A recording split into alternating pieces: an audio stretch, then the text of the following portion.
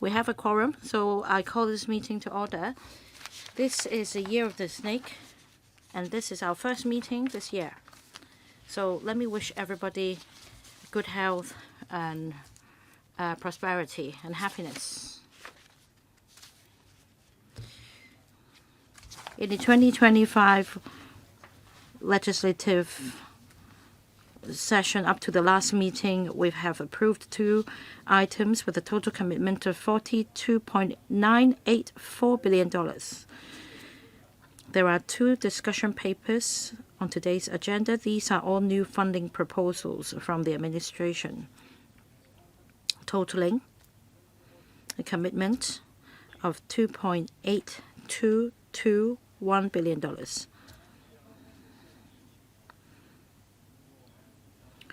Should these funding proposals be supported by members, the cumulative amount approved for the 4 items will be $45.806 billion, deducting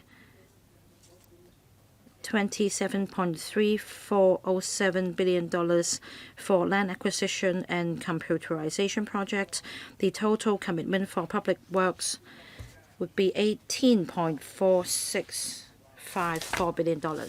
Let me remind members that if you have direct or indirect pecuniary interest in relation to items being discussed today, please disclose the nature of the interest before you speak in accordance with Rule 83A of the Rules of Procedure. And please also note the voting requirement where direct pecuniary interests are involved, according to Rule 84 of the Rules of Procedure. Item 1, 74MC, Redevelopment of Shek Health Center. That's paper number PWSC 2024-25-19. Members are invited to recommend to the FC the upgrading of the projects to Category A at an estimated cost of $2,133.8 million in MOD prices. The administration consulted the panel on health services on the 13th of October. Members generally supported the submission of this item to the subcommittee for consideration. Details of deliberations are set out in the report, which was forwarded to members by email on the 4th of February 2025. The attendance list is in front of you. I'm not going to read it out again to save time. Right, we have 8 members waiting to ask questions. Let me read out their names. Lam Chun Sing, Vincent Chang, Lerman Kong, Lam So Wai, Yang Wing Kit, Andrew Lam, Chu Kwok Kang, and Chen Xiu Hong.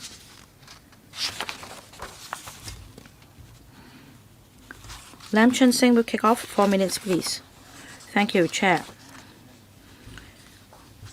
Shek Health Center was built a long time ago, and there is a need to redevelop the center. Sham Shui Po is not a new development area, and a population increase is not envisaged. But in order to cope with the challenge brought about by an aging population, we need to enhance healthcare services. Now, I understand that at the moment there is a dermatological clinic. As I understand, the government operates 9 such clinics under the Department of Health in different districts. There is a huge demand for new bookings and follow-up appointments every year. They amount to some 30,000, and about 10% of these cases are rather serious. Now, the waiting time for non-new bookings amount to 90 weeks and even up to 180 weeks in some instances. So that shows the huge demand for the dermatological clinic.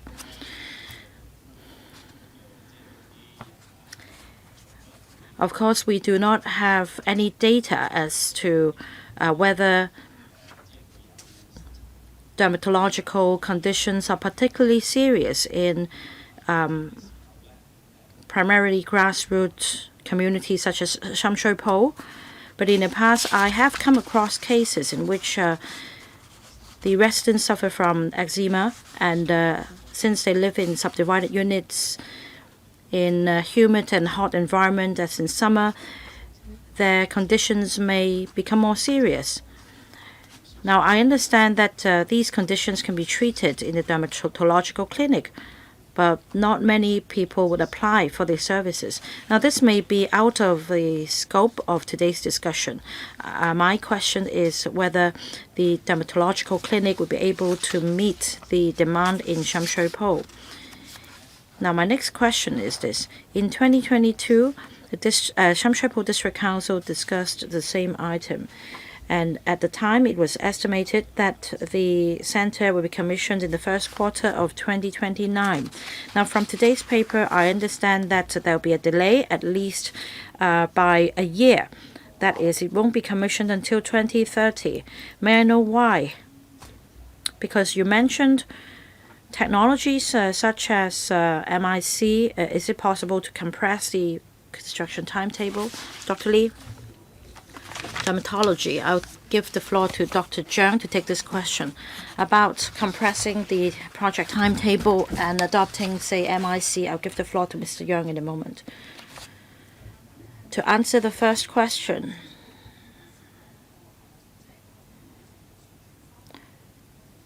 the services for Sham Shui Po residents are provided via the Cheung Wan Dermatological Clinic.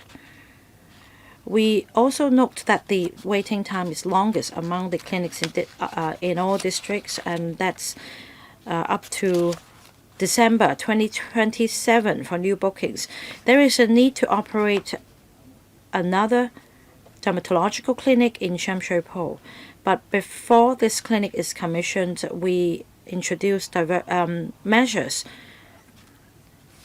Those with more serious conditions will be triaged as Category 1 patients. That means within 8 weeks they'll be able to see the doctor. From the ASD, Mr. Young. Thank you for the question. On project timetable, indeed we will use prefabricated materials and MIC construction method to compress the timetable. This site is quite narrow and it adjoins some streets nearby, and not to mention residential neighborhood and schools. We need to leave more time for suspension of works due to school exams and noise issues. Now, about waiting time, that's the issue raised by Mr. Lam, and also the site area. Could you please give us more details, roughly by how much the waiting time will be shortened upon commissioning of the new center? We expect the new clinic to serve around 40,000 attendances each year, which can help alleviate the demand for dermatological services in Cheung Wan. No, we haven't answered the question. I'm asking about the waiting time. Well, if it is the case that the Cheung Wan Dermatological Clinic has a long waiting time, then with the new clinic, at least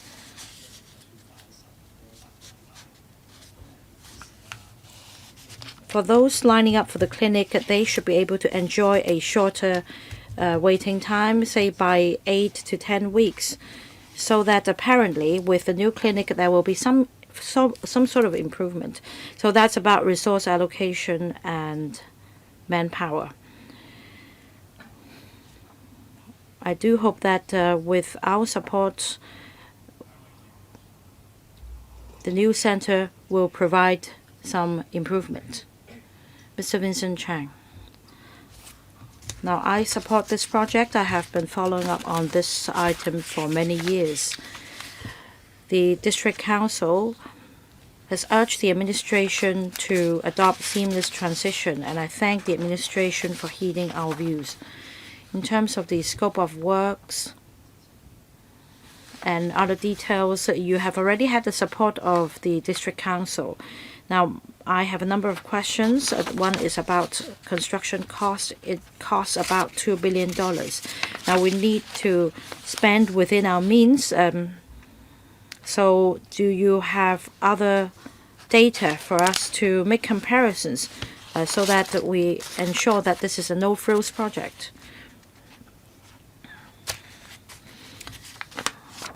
Now, dermatological clinic, chest clinic, these clinics are set up to meet the existing demand.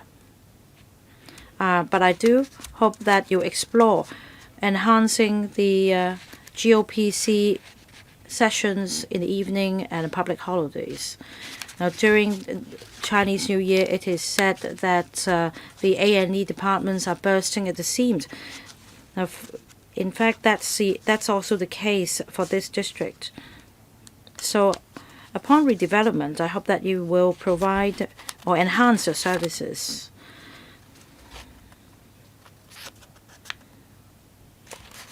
I have a question that is not just about Shek.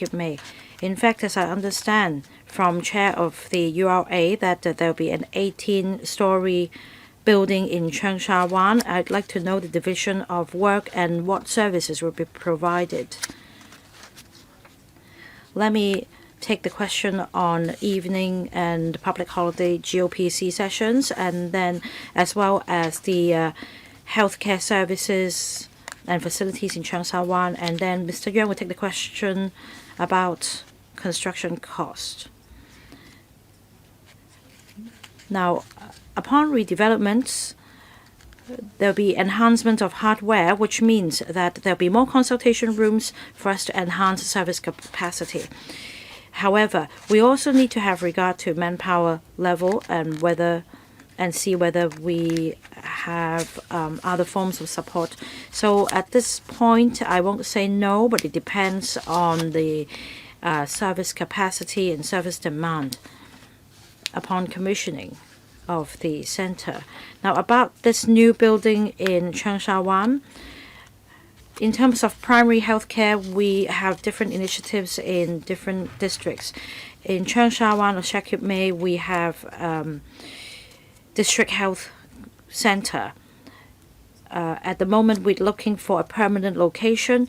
Cheung Wan is one of these locations available. And in Sham Shui Po, there is a demand for primary health care and GOPC. So despite setting up a DHC, depending on the demand, we may further enhance the GOPC services. Mr. Yang will take the question on construction cost. Thank you, Mr. Zhang, for the question. We adopt parallel tendering, and the construction cost reflects the return tender price. Now, we've also conducted some analysis. In fact, we've made reference to another clinic in Fanling, Patwall Road. Adopting this standard cost in September 2024, that's last year, I would say that the costs are comparable. For this facility in Fanling, it's about $1.7 billion in cost, whereas for this project is $2.1 billion, having regard to the unique features of the site being rather oblong and narrow, and we also need to preserve some trees here. There is therefore a need to adopt special measures for this site. This is a 16-story project in Fanling. It's a 10-story project. And in order to meet the public demand, we have public car park, 30 parking spaces here. and fewer for the family facility. So on the whole, we find the cost reasonable. Mr. Scotland, thank you, Chairman. I support this redevelopment project of the Shek Health Centre. The Shamshui-Po District Council was consulted, and it's been 8 years since the project was first introduced at the district level. I support this project. I thank the administration for taking on board district stakeholders' views in relation to the connectivity between the shopping mall nearby with this new building, as well as crowd control measures. So I think this project deserves our support. We've been talking about the construction costs. I understand that there are certain constraints to this construction site, and so we have to deal with the slope, and we'll also have to segregate the different general outpatient services.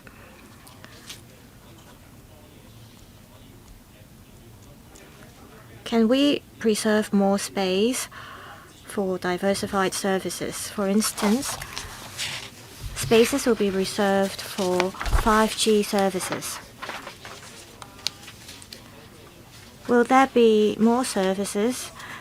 For example, will holiday as well as evening consultation services be provided? Through the effective use of spaces, perhaps more diversified services could be provided, and I want to see whether there is room for this. On the car park, I know that 30 car parking spaces will be provided, and they will all be equipped with EV charging facilities.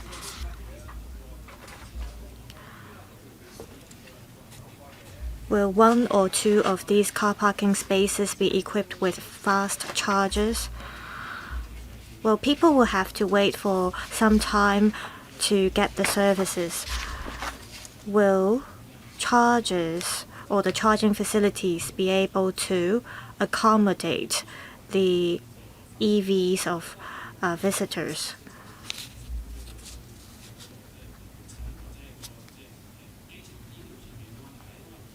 On the arrangement of primary healthcare services as well as the Shamshui-Po outpatient services, because of the building in Tonkin Street, we managed to buy time to upgrade the Chenshawan project.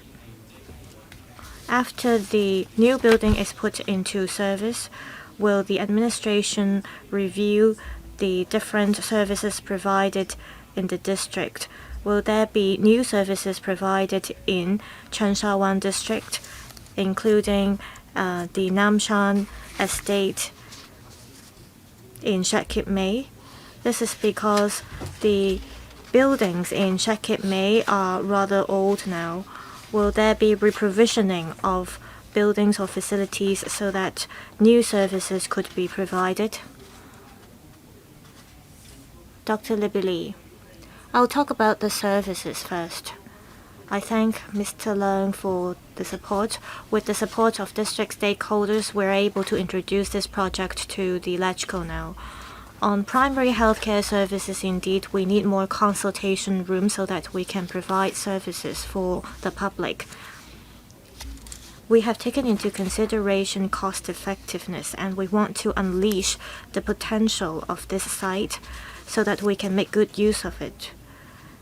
We want to provide telemedicine services, for example, and we hope that we can manage to provide such services, but we need to first sort out details about manpower as well as recognition of services. We hope that our hardware can accommodate that. Since the setting up of the Primary Health Care Commission, we have been reviewing how many outpatient services need to be provided, and how can we make use of, for example, the chronic disease co-care pilot scheme to provide services at the primary healthcare level. After the redevelopment of the Shek Health Centre, we may be able to reprovision the GOPC at Namshan Estate to this new center. There will also be room for us to provide new services or implement renovation in the old buildings. In terms of the parking spaces as well as the charging facilities, I'll invite Mr. Young to tell you more. Mr. Young, on reducing carbon emission and promoting the use of EVs, we will provide 30 car parking spaces. This is in line with the government's policy, and we will provide EV charging facilities. Based on the current design, there will be medium charging facilities. Well, technology has been developing rapidly.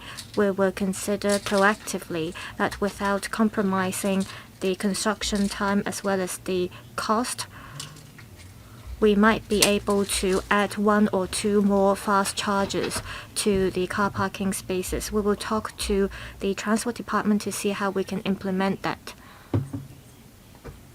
Ms. Connie Lam. Thank you, Chairman. This redevelopment project will cost some $2 billion. This is not a small amount of money if you take into account the public financial situation. However, a lot of elderly people as well as people from the grassroots will need this new center, so I support it. Tuberculosis diagnostic and treatment services will be provided in this new center. I want to know if there are facilities for that. Well, Sham Shui Po is densely populated. Many elderly people are there. Will patients with tuberculosis be provided with separate lifts to minimize transmission? Also, given that many people, for example, wheelchair users as well as elderly people and patients with chronic illnesses, they cannot move about freely and they will have to go to the clinic, for example, frequently. Since this new building is not going to be far away from the MTR station, will there be a pedestrian walkway or a footbridge that connects the building with the MTR station to provide convenience to elderly people? Dr. Lee. Let me first respond to the risks of transmission as well as risk management measures.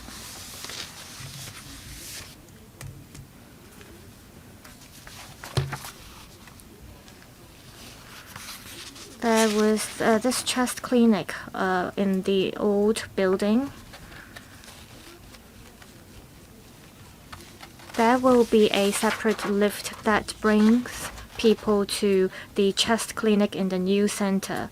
And so these patients will be separated from the ordinary patients. There will also be 100% fresh air, so the air will not be recycled. The air will also go through certain filters. Also, every 6 hours, airs will be changed.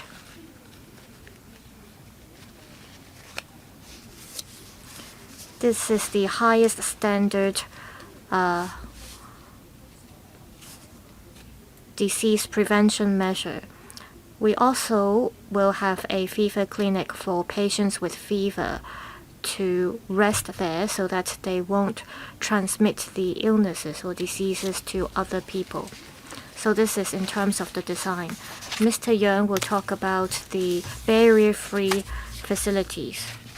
In relation to barrier-free access, we have looked at the transportation network in the vicinity. Through exit 8 of the MTR station, you can walk along Wheelchair Street, and there is a pedestrian walkway that brings you to Shek Estate. And at phase 2 of the estate, there is an escalator that brings you to the platform.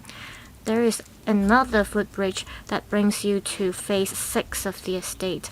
And there are certain accesses that lead you to the major exit and entrance of this new building. So please rest assured that we will talk to the housing department to see how we can provide enough signages so that future visitors can get to the new center smoothly.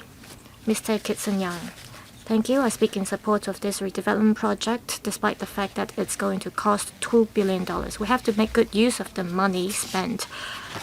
So I see that from ground floor to the 4th floor, there will be a public vehicle park. And starting from the 5th floor, there will be clinics and other facilities. Why are we sacrificing these spaces between ground floor and the 4th floor? Why can't we make use of the space for other purposes? Do we need 30 car parking spaces? Can we reduce the number to 10? I believe that most people who visit this clinic will not drive there because they are from the grassroots. For those who have private cars, they might want to visit private clinics instead. Should we reserve spaces for people in need? For example, we've been talking about the lack of dental services. In Shamshui-Po, there is only one integrated dental clinic in Chensha-Wan. Since we have space, why not introduce a dental clinic there? This will benefit the residents in the neighborhood. However, you are using 4 stories for car parking spaces. This is incredible. About the use of spaces, Mr. Young. I thank Mr. Kitson Young for the questions. In relation to the use of spaces in the new center, in terms of the design, the car park will be 3-story high. They will occupy the 2nd to the 4th floor of the building. It might not be shown very clearly in the plan. On the ground floor, there will be some major exit and entrances. And the ground floor space will be used for managing crowd as well as car park. On the 1st floor, there will be E&M facilities, and there will be about 30 car parking spaces in total for the public. 20 of them will be for medical staff, including doctors as well as operators. Chairman, I have a follow-up question. There's a huge demand for different services, including dental services. However, the 2nd to the 4th floor of this building will be used as a car park. Why not creating more spaces to provide more services, such as dental services? Why use the space as car park? Do you need 60 car parking spaces? Why not set aside 1 floor of the building for other types of services? Can you expand the general outpatient clinic services? There's only one floor set aside for that. Well, you said doctors need car parking spaces. Then you can reserve all the parking spaces for them. To be frank, I don't think most visitors who go to this clinic will need car parking spaces. We stick to the Hong Kong planning and standard guidelines. The healthcare staff will need the car parking spaces. We also need parking spaces for ambulances. We are going to provide 30 public car parking spaces, and this is in line with the single-site multiple-use principle. The Transport Department has looked into this, and it is quite concerned about illegal parking problems in the district. It is of the view that there has been a lack of car parking spaces. That's why we're providing 30 parking spaces. I'm afraid I can't agree with you. Secretary, because in Shek Estate we do have a lot of parking spaces. Go check it out.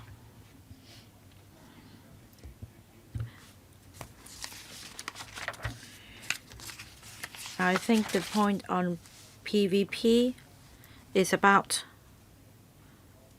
its users and whether you have strived to strike a balance between the provision of healthcare facilities. Have you gauged the demand for public parking? Are there other sites available in the same district that could provide the same provide for the same use so that more space can be released for healthcare purposes? I can give you some figures. Say for the GOPC, the gross floor area spans about 3,500 square meters, so that's the appropriate size for this community health center. Of course, in this building, there are different and competing uses. We considered the fact that we have the chest clinic, the maternal child health center, so on and so forth.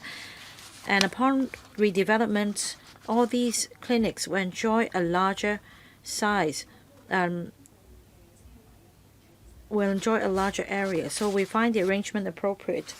About public vehicle parking, this is also something coming from the community for a long time. In fact, according to the Transport Department, local residents have been asking for more parking spaces. Mr. Andrew Lam, I'd like to draw your attention to paragraph 21.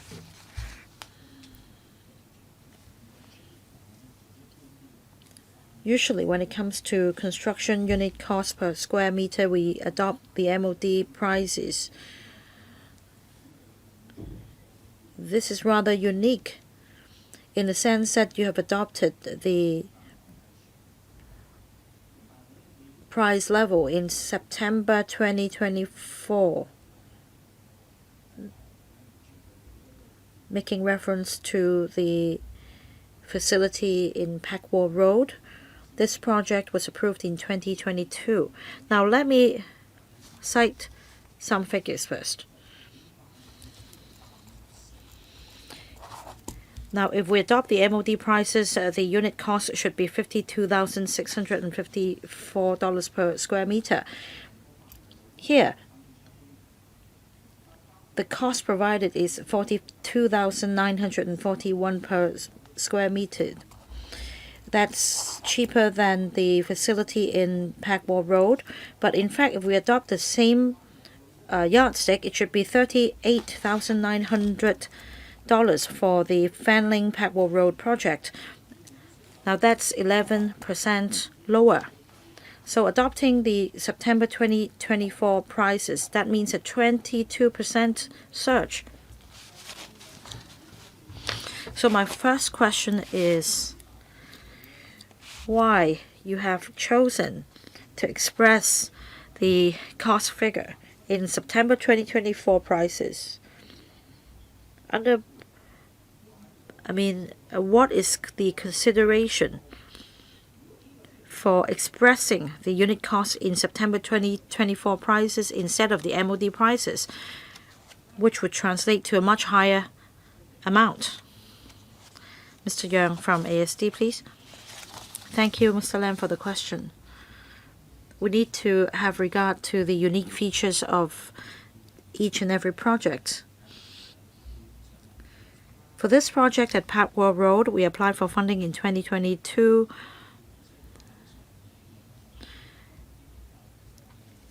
The MOD price was different then.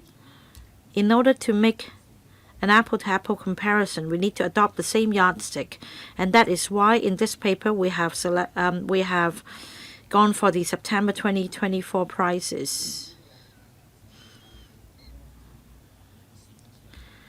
In terms of pricing, we have taken into account price fluctuations inflation,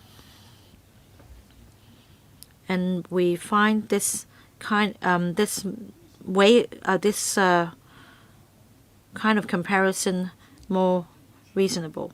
I'm sorry, I don't think you can satisfy me by giving me this typical answer. I'm going to ask more questions. My question is, what criteria have you adopted in making this adjustment, and that is to adopt the September 2024 prices?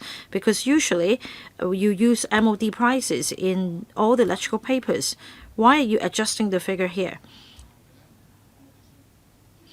Now, after massaging the figures, if they don't make a big difference, I probably would not say anything, but now we see a big difference here. So please help me understand why there is a big difference here.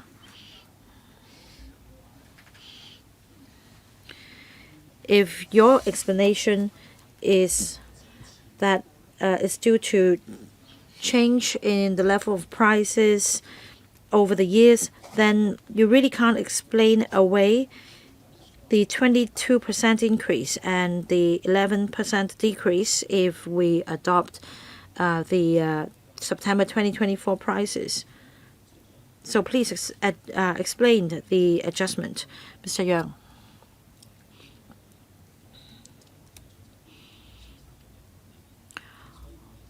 The two funding proposals were 5 years apart, so we need to factor in price fluctuations, inflation, etc. We find this approach more reasonable in expressing the cost figures. Now, if you say that it represents the price adjustment over the period of 5 years, then there are also other factors such as interest and changes in wage levels.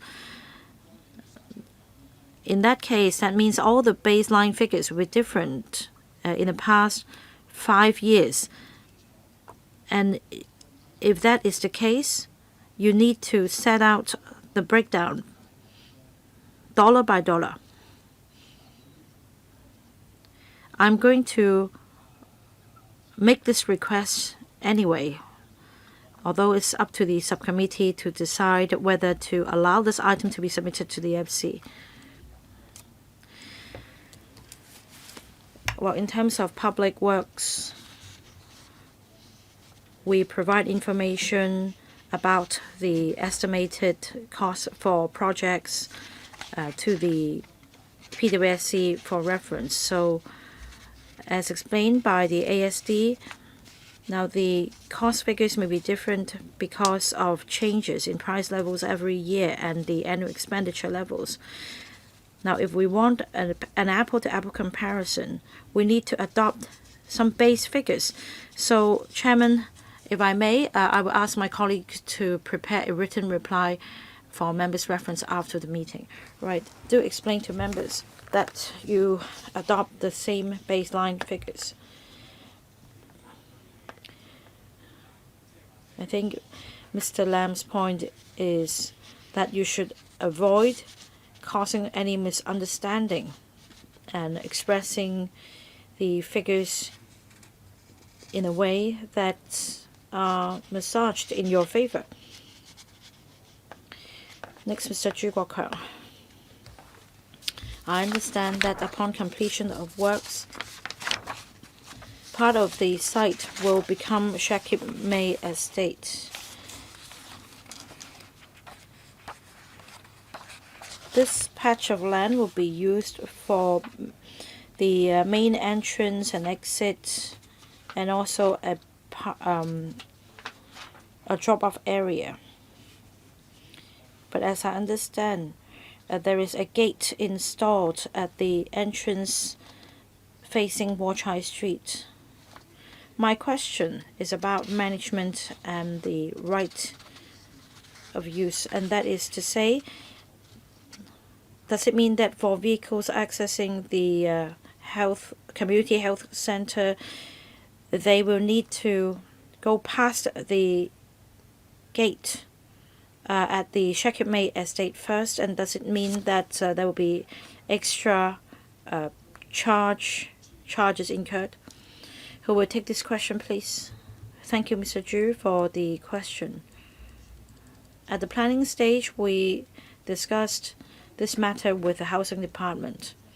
Now, the land swap proposal comes by as a result of a discussion. This is due to the existing Shek Health Center site being rather narrow.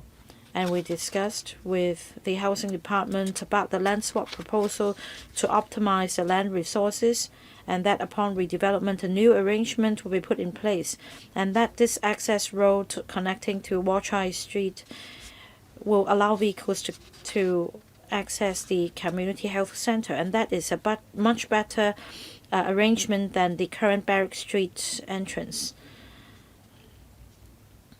After redevelopment, we will discuss with the housing department, and this gate will be open again for free vehicular access to the community health center. About the maintenance fees, we have agreed with the housing department about cost apportionments. Next, Mr. Chan Siu-hong. Mr. Andrew Lam just asked a question. I'd like to follow up on that as well, but since the administration has agreed to provide a written reply, I won't pursue further. But the point is, it's the job of the Public Works Subcommittee to consider whether the cost figures are reasonable. Very often the administration explains that it's not an apple-to-apple comparison because different projects have different features, including site area, the scale of construction, etc. I just want to know whether you'll be able to control cost and whether there are technical difficulties for particular projects that may jack up the construction costs. These are matters close to our hearts.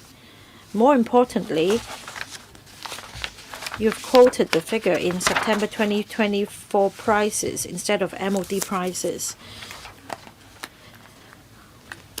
Not only are the public perplexed, some members are equally confused as well. So we need more information with better clarity to help us approve this item. Now, I understand that the administration would like to promote MIC in order to save costs, and this is actually the question coming from another member just now. Now, my comment is that if this project is highly standardized with a lot of repetitions, then MIC might be the way to go. But can you explain to us, with the limited information available in this paper, whether by adopting MIC you will be able to save money in this particular project? Say, if you are telling me that you have a dozen identical consultation rooms and wards, then perhaps you will be able to achieve economy of scale. The other point I'm concerned about is noise, because this site is situated right next to a school and a housing estate. So simply put, students, teachers, residents are really concerned about access and egress during the construction period.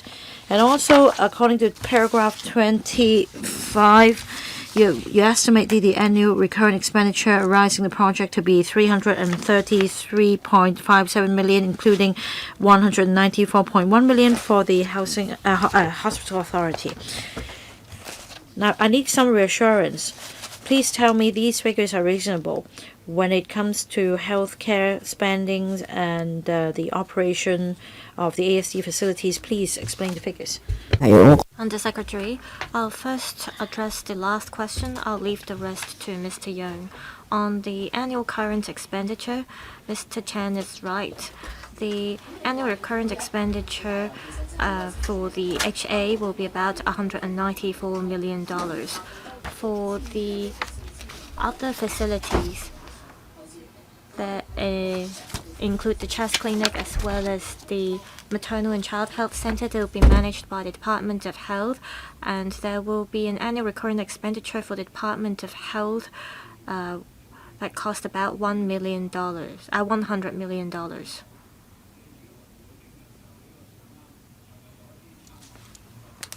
Do you make reference to other projects when you decide whether this annual recurrent expenditure is reasonable? Perhaps we can provide a written response after the meeting. Yes. Mr. Young? I thank Mr. Chen for the questions. In relation to the point about MIC, Modular Integrated Construction, we do not adopt blindly this construction method to all projects. There will be some 50 consultation rooms in one of the clinics in this new center. For the consultation rooms of the same size, we will adopt the MIC construction method. This is a rather long and narrow site, so we will talk to the contractors on how we can make use of MIC to speed up the construction progress.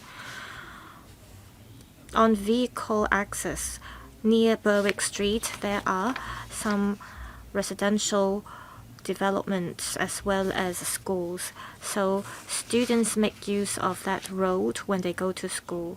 In our tender documents, we spell out clearly that the contractors will not be allowed to use those roads as vehicle accesses for construction works. So we will mainly make use of Wachai Street through Phase 6 of the Housing Authority project as the vehicle access. Mr. Louis Long, I in principle support this project. Yesterday, when I read the paper, it reminded me of a lot of my childhood memories. When I was at school, I could see the maternal and child health center from my classroom. I'm quite old now, so I think there is a need for the administration to develop this Shek Health Center. I see that the accessibility will be improved after the redevelopment. When I was little, I saw elderly people going up the stairs to the maternal and child health center. In future, there will be a land swap with the housing department to improve the design of the health center, and I think this is a good idea. My question is, have you made optimal use of the site in terms of the building height restriction as well as the plot ratio? Some members said just now that you could provide fewer car parking spaces and make better use of the space. So is there a chance for you to maximize the floor area? That's my question. Another question. I see that for F&E, furniture and equipment, the cost will be around $140 million compared to the cost for building services. Well, there's a difference about some 20% in terms of the cost. I understand this new building will accommodate facilities run by the Department of Health as well as the Hospital Authority. Will the Department of Health as well as the Hospital Authority be able to work together or share these facilities to create synergies so that costs can be saved? Well, even a penny matters. So you should try to save costs as much as possible. Also, I'm quite attached to this district, so I want to ask about the old and valuable trees. I see that one old tree will be felled and the other will be preserved. Will the two Vicus virenses be able to be preserved? Mr. Long, please try to stick to one language in the future. Under Secretary, I will talk about the use of furniture and equipment later. I will invite Mr. Young to elaborate first. Mr. Young, about the two Vicus virens. One is close to the Maternal and Child Health Center, and it is in good condition. It can be fitted into our design, so we will retain that tree. For the other tree, it's now situated on a slope. It is in a rather poor condition, and we'll carry out some works on the slopes, and to take into consideration accessibility, we will build an escalator as well as a lift at Berwick Street so that people won't have to go up the slope in the future. After taking into consideration different factors, we've decided to remove that tree. On the use of site, it occupies some 2,000 square meters of land. We have asked for the permission from the planning department concerning the building height restriction. The plot ratio is 7.8, so the plot ratio is quite high compared to other projects in the urban area. Under Secretary, we don't want to see any redundant equipment in the new center. We will provide diversified services. If you look at enclosure 4, there will be some laser equipment in the dermatological clinic, and this kind of equipment will not be provided in the general outpatient clinic. So there is very little repetition of equipment and furniture. We also understand that resources are precious, so we try not to have redundant equipment. So there is a need for us to spend that money on all these types of equipment. Mr. Michael Lee. Chairman, I see that there is a need for us to redevelop the Shek Health Center. This project is going to cost some $2.1 billion. According to paragraph 5 of the papers, it says that about $900 million will be spent under one head. On the design, we see an aging population in Shek.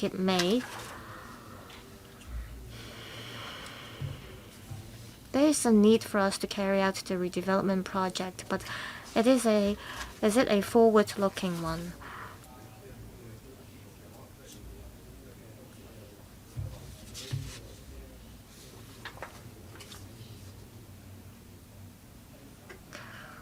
Will there be enough room to accommodate the elderly people in this new building? My other question concerns the construction method. While the MIC method is going to help speed up the construction works, it might also result in different partitions and walls. And you won't have the flexibility to remove the walls.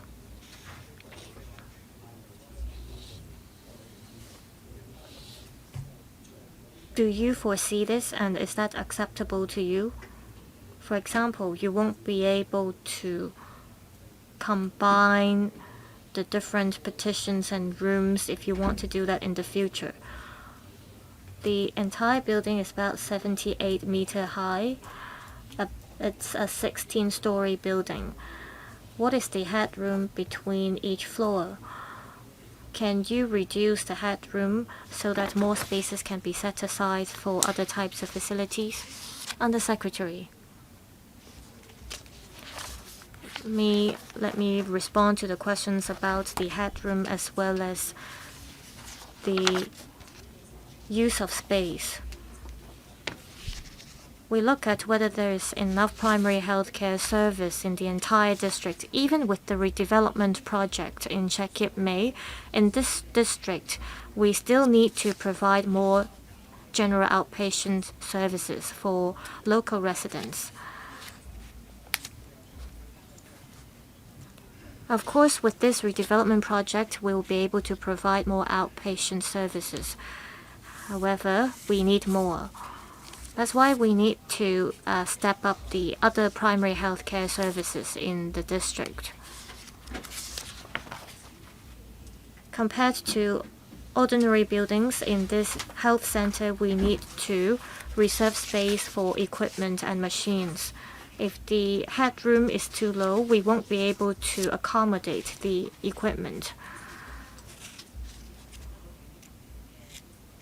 Therefore, there is a certain standard we have to abide by in terms of the headroom. About the $990 million that will be included in the $200 billion.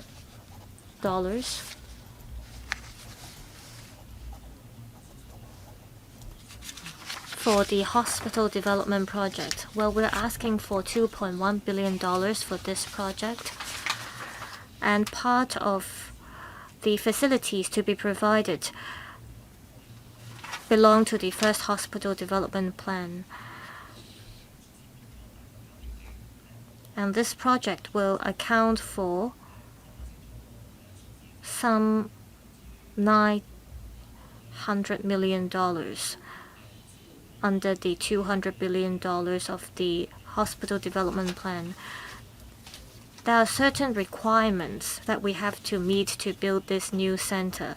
We need to leave room for equipment. So apart from the MIC method, we will make use of the BIMEP method. So we will leave a certain flexibility, and the walls to be built aren't structural walls, and based on the needs of users, we can still make changes to the walls. Mr. Chen Pui-leung. Mr. Lee asked the questions I have in mind. The $900-some million will be out of the hospital development plan. For the rest of the $1.2 billion,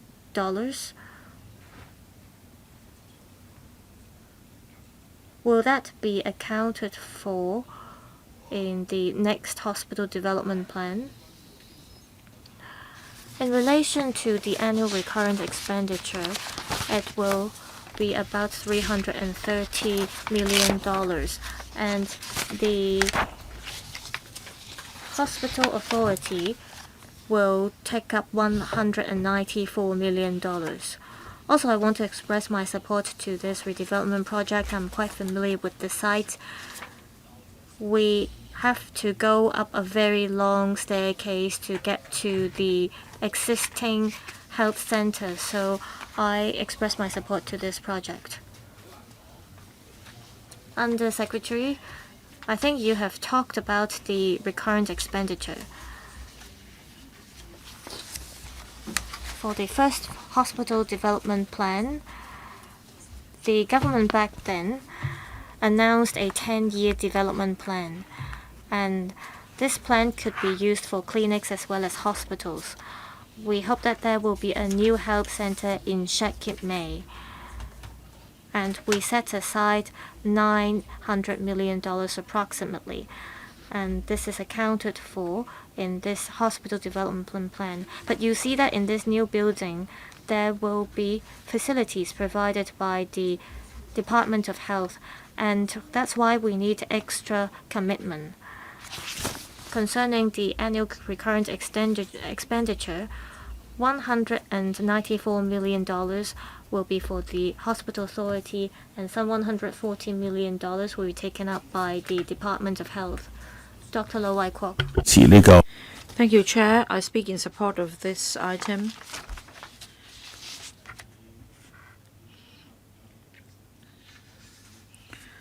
The Shek Health Center facing Barrack Street will be demolished. It will be replaced by a new Shek Community Health Center building. This is definitely good news for local residents. A basket of services will be provided, including maternal and child health center, chest clinic, dermatological clinic, and also a social hygiene service head office. This is an echo to the healthcare policies rolled out by this term of government. That is to place the focus on district-level healthcare services. It will also be helpful to support the prevention-based healthcare policy, as well as healthcare education. I don't have strong views about the design of this project. I just want to make one request. It doesn't need extra commitment. I hope that the design will contain a human touch, make it warm.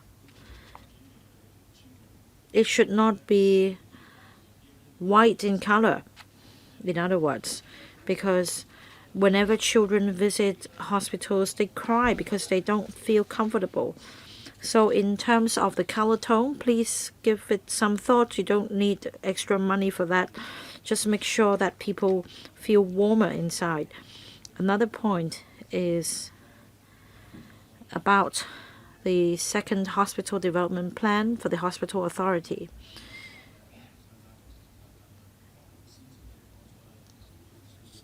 With more hospital beds and upgrades with the hardware and the software, this plan will entail $270 billion.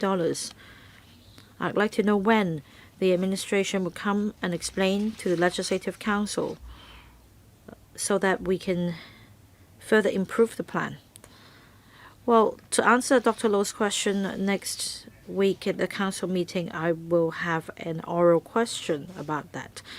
I also agree with Dr. Lo Wai Kwok on the point of design, especially for the Bishop Hill Service Reservoir.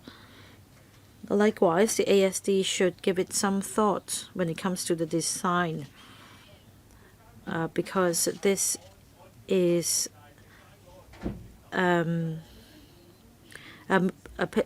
mid-stop for visitors to the Bishop Hill Service Reservoir. Under Secretary. Now, I fully agree with Dr. Lo Wai Kwok that we should adopt a people-oriented design approach when it comes to healthcare facilities. We should not. We should make patients feel comfortable. So, in the past, hospitals adopt the tone of blue, green, etc. Now, we propose using warmer tones to create a better ambience. For the second hospital development plan, next week, again, there'll be an oral question and we will be giving an account about this second 10-year plan to the Legislative Council. Right, in terms of the exterior of the building, please also give it some thought so that visitors to the Bishop Hill will also be able to appreciate this building. Now, if there are no other questions, I'll put this paper to a vote. Ms. Chen Yut-ming? Oh, sorry. I allow Ms. Chen Yut-ming to speak first.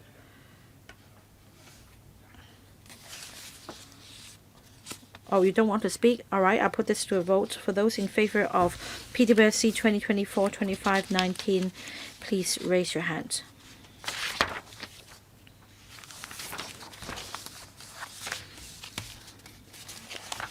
Those against, please raise your hand. I think the members who voted are mostly in favor of this item, so the item is endorsed. As to whether the Financial Committee should further discuss this paper in accordance with paragraph 41 of the PWSC procedures, I put the following question to a vote.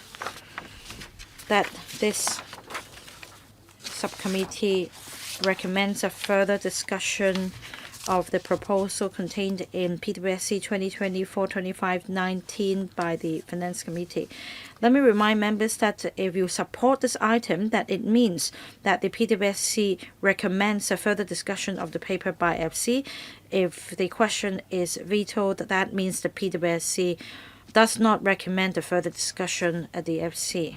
For those in favor, please raise your hands. Those against, please raise your hands.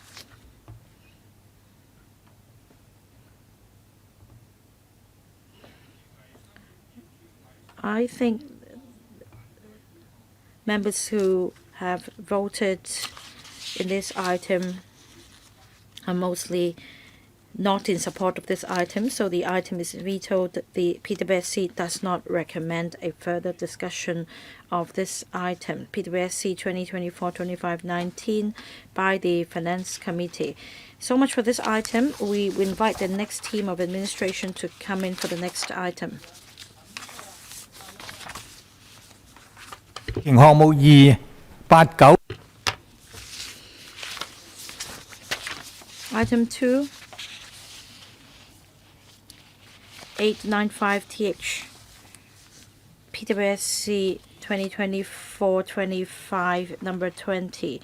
Members are invited to recommend to the FC the upgrading of part of this project to Category A at an estimated cost of $688.3 million in MOD prices.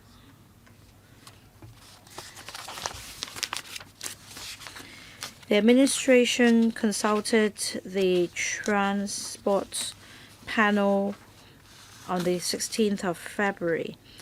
The panel members supported the submission of this funding application for consideration by the PWSC.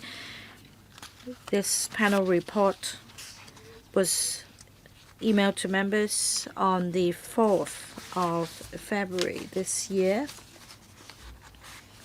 Members have been given the attendance list for this item, so I'm not going to go through it again. Let me welcome the administration to our meeting.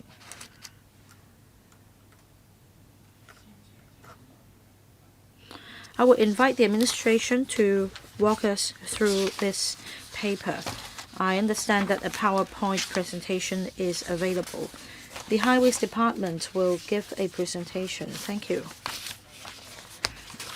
Good morning, members. I will walk members through the Northern Metropolis Highway project. This is the new economic driver for Hong Kong. The government announced a number of development projects, such as the Ngau Tam Mei University Town, as well as the Hong Kong Shenzhen IT Park, as well as the pilot areas. With the development of Northern Metropolis, there will be an increase in population and transport demand. As you see, the Northern Metropolis Highway, spanning 13 kilometers, will provide an east-west corridor. The preliminary alignment is that it will connect Tin Shui Wai to Shuttlecock via 4 sections. That means Tin Shui Wai section, Shantin section, Kwu Tung section, and NT North Newtown section. Now, the Northern Metropolis Highway will connect the main new development areas and unleash development potential, enhance connectivity It will also further enhance cross-boundary road connections for passengers and goods. Citizens and visitors will be able to travel conveniently through the enhanced road network to and from major land boundary control points, including Hangyun YBCP, Menkamto, Lok Ma Chau, Shenzhen Bay Port. The third point is that we provide an alternative route through the NMH, and that we can divert about 40% traffic flow of Yunnan Highway, Santin Highway, and Fanling Highway to alleviate traffic burden there. The driving distance between Tianshui and NT North New Town can be reduced substantially by 9 kilometers from 32 to 23 kilometers. We take the infrastructure-led approach when it comes to development of northern Metropolis. We also enhance the road network for the smooth movement of people and goods. I understand that members of the public and the Legislative Council aspire to the project, and we should also reduce costs at the same time. We take a dual innovation mindset in taking forward the project. That means we take the holistic planning and phased implementation approach. Instead of taking a piecemeal approach, we are going to start with the planning of all 4 sections, including the alignment, statutory gazettal procedures, EIAs, as well as site investigation works. This will allow flexibility for us to take forward the project in phases. As we have completed the holistic planning at this stage, upon approval by the Legislative Council, we'll be able to kickstart tendering and design and build process so that the relevant main works can be commenced in the coming 1 to 2 years. And we're going to start with Santin section first. Apart from holistic planning and phase implementation, we also streamline procedures. We optimize the alignment, and the duration will be shortened to 3 months. We will set up an electronic platform to enhance efficiency. The EIA process will also be expedited. The whole duration will be shortened to 15 months. We've set up the Environmental Study Management Group. We'll make good use of the centralized Hong Kong environmental database, and we'll also commence baseline surveys early. The gazettal process will also be shortened to just 9 months. Under the streamlined procedures, we will also arrange gazettal of the road scheme for Santin section first, so that we can consolidate the resources and prioritize, give priority to a Santin section. We also have technology innovation. So, for example, we'll use drones for tree and traffic surveys, and we will also use AI to analyze the footages to enhance efficiency. We have new construction technologies as well, such as the bridge rotation construction technology for the construction of flyovers across highways or railways. We'll also make use of the design and build contract model. That means at an early stage, we tap the expertise of contractors so as to enhance efficiency by adopting innovative technologies. Will also be aggressive in compressing the timetable and cost estimates for the investigation study. In fact, we have adjusted the cost estimates from $1.1 billion to $688.3 million, down by up to 40%, and that's because of optimal use of innovation technology, and that the contract price would be lower than the return tender price. We've also been working with the relevant departments for the development of NDAs. And with the planning completion of NDAs, the Northern Metropolis Highway will also be constructed in a different manner. And that means we use more at-grade roads or viaducts instead of tunnels, because the site investigation works required will be less. We can drive down the cost for site investigation. We also adopt the framework procurement contract model for site investigation. And as I mentioned, in order to expedite works, the Santin sections site investigation works will be shortened from the 38 months to 25 months in duration. With members' support, we can then submit the proposal to FC for approval, and we'll also start the contract procurement model, we will give priority to Sentin section. Our target is to make Sentin section technically ready for tendering by 2027. We'll also have regard to the availability of public resources, public works progress, and other factors in seeking funding approval from LegCo. We will then engage a contractor to start the advanced works, including site investigation for the entrance and exit of the tunnels, and reprovisioning existing facilities, followed by detailed design, etc. We will strive to have the commissioning of the section by 2036. Now stop here. Let me read out the names of members who will be speaking. Lau Kwok Fan, Chen Sil Hong, Shanghai Long, Lim Chen Sing, Lo Wai Kwok, Chen Yut Ming, Luk Chung Hong, Andrew Lam, and Wendy Hong. Mr. Edward Lau, 4 minutes, questions and answers. Thank you, Chairman. I support this project. This Northern Metropolis Highway will be an important infrastructure for the Northern Metropolis. With the Northern Metropolis, apart from south to north, west to east will also be crucial in terms of transportation. Currently, the Fanling Highway is not enough, so with the new highway, there will be a major east-west corridor. The Highways Department is able to reduce the study cost by $1.1 billion. So this is commendable. You talked about some innovative measures, including the framework procurement model, as well as centralized procurement model. Will this project serve as a model for other public works projects so that the costs for future projects could be brought down? That's my first question.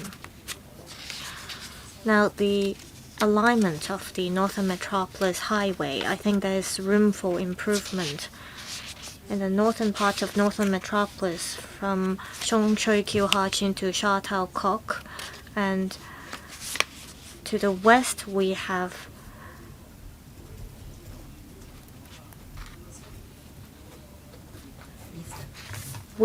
other new development areas, and to the east there is Sha Tao Kok. Can the highway be expanded eastward and westward? In 2023, our legislations were amended, and I see that processes will be streamlined. In terms of the construction, through streamlined procedures, will the construction program be compressed so that the Sentin section could be completed by 2031 instead of 2036, so that it can tie in with the entire development of the Sentin Technopole? Mr. Yao. I thank Mr. Lau for his support of the project.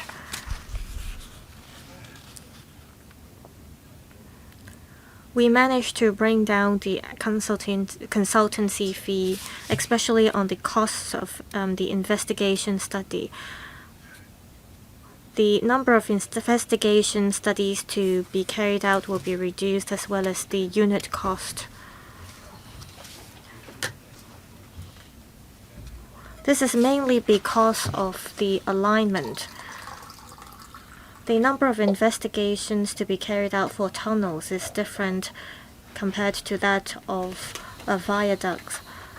So we'll be able to reduce the number of drillings to be carried out. I'll defer to the engineer to explain to you how we managed to lower the unit cost. The member mentioned about the potential extension of the highway. Paragraph 11 of the paper touches on this. Currently, the highway is designed to be connected to the Sha Tao Kok Road around the interchange in Hern Yun Wai. We are studying the feasibility of extending the highway to Sha Tao Kok. We see that there might not necessarily be a highway to the east.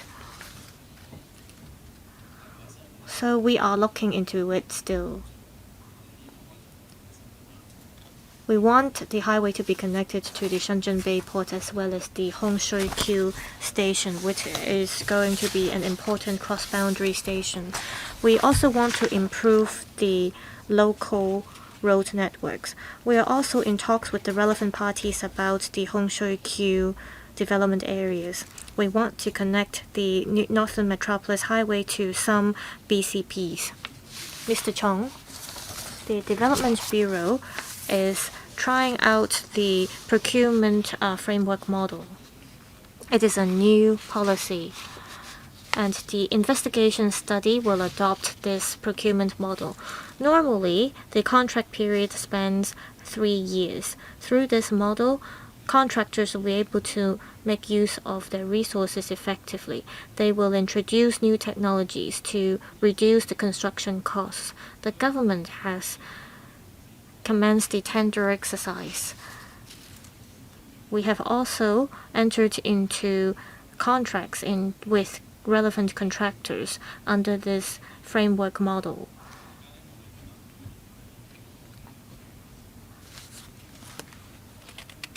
The cost of the investigation study is derived from the framework model, and we see that the construction cost has been reduced.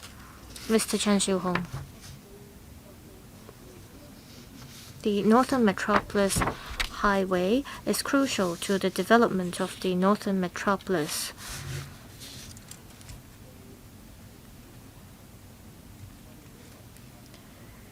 The Northern Metropolis with the highway will be well served by transportation. My take is that we should not rush through this project. This is because if we do not get a comprehensive finding from the investigation study, it will have serious implications to the construction costs as well as the time required for taking forward this project. I see that the government has been heeding members' views as well as the views of the public.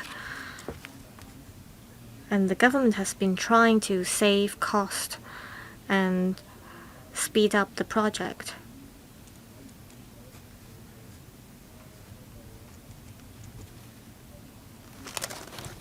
The investigation study was discussed in the panel on development. The time needed will be shortened from 38 months to 25 months, and the alignment of the tunnel will be reduced from 15 to 10 kilometers. And the cost will be reduced by $1.1 billion to $688 million.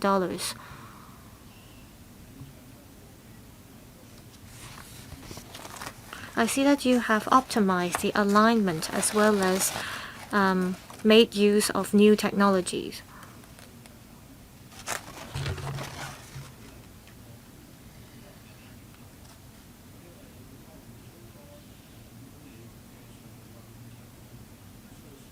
The investigation study will be costly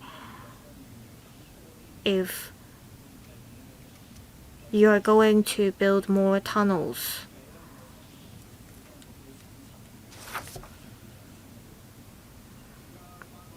Understand that the administration has been looking at the alignment, and 5 kilometers of the highway will be in the form of a tunnel.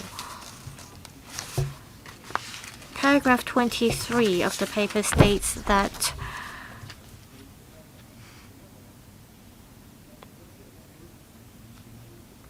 the Northern Metropolis has been planned, and some of the tunnel can now be done away with, and at grade roads or viaducts can be adopted instead.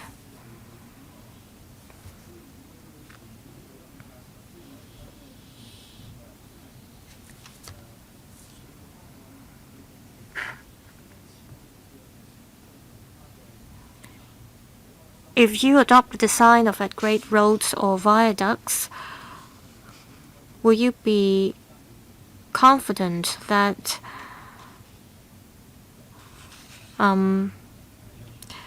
you won't have to revert to the design of tunnels in the future? Mr. Yao.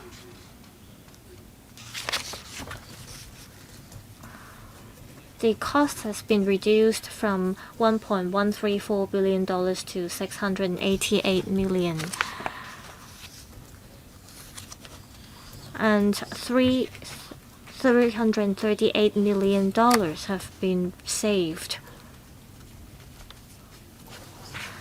As mentioned, we will make use of drones to conduct tree and traffic surveys, and we'll also make use of AI to save up on manpower.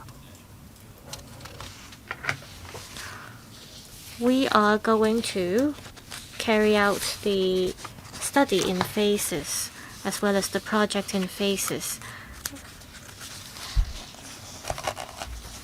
We will optimize the alignment. We will carry out EIA assessments, including traffic assessments, drainage impact assessments, as well as assessments on public utilities and so on. We will have a preliminary study on the 23-kilometer highway. Within 2 years, we will see over 100 consultancy reports, and there will be over 1,000 plans generated. We have listed out in the paper the man-months involved in this project. So we will need about 1,000 experts. And we will also need 1,500 workers. So in the peak, we will need about 200 people for different professions, including landscaping, planning, and we need so much manpower. So this is a huge project that we're talking about. And it is not easy for us to bring down the consultancy fees, but we have managed to save about $40 million in this regard still. The Northern Metropolis has had its whole planning done. So we have been working closely with the Development Bureau. We've managed to save cost on investigation because there will be fewer tunnels. We try to do away with tunnels as much as possible.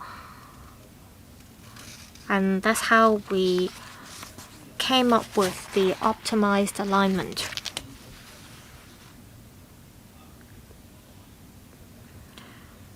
Say we need to make adjustments in the future, we can make use of our variation orders. Say, for example, in the implementation of EIAs.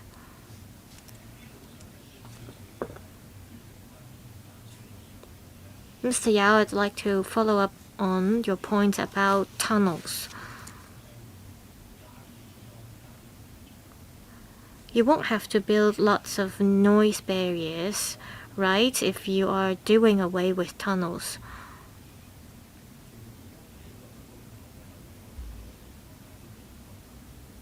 There are many undeveloped areas around the highway, like valleys and rivers. If we manage to build viaducts, we probably don't need to have noise barriers. Some parts of the highway will be close to the development areas, and we might need noise barriers.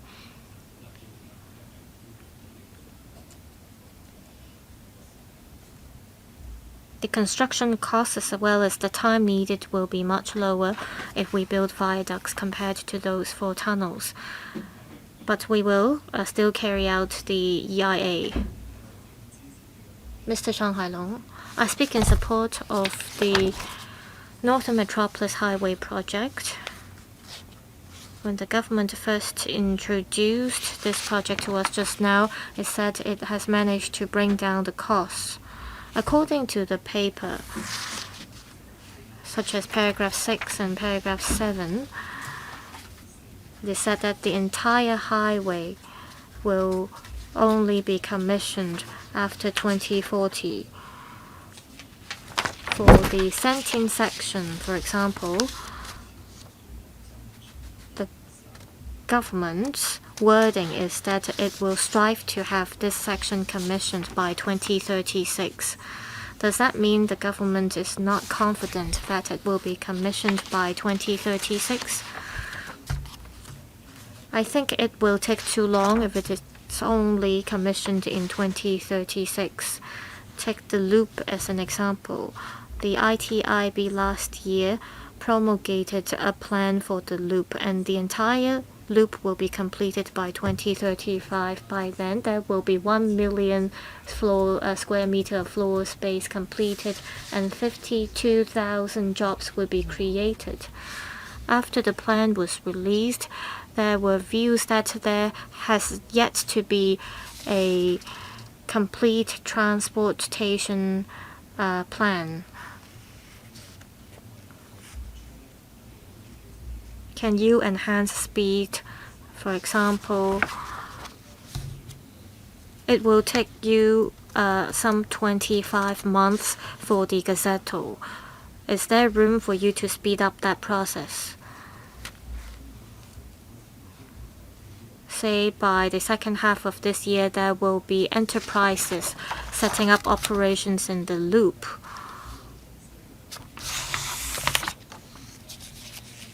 The Northern Metropolis Highway will be connected to Shenzhen.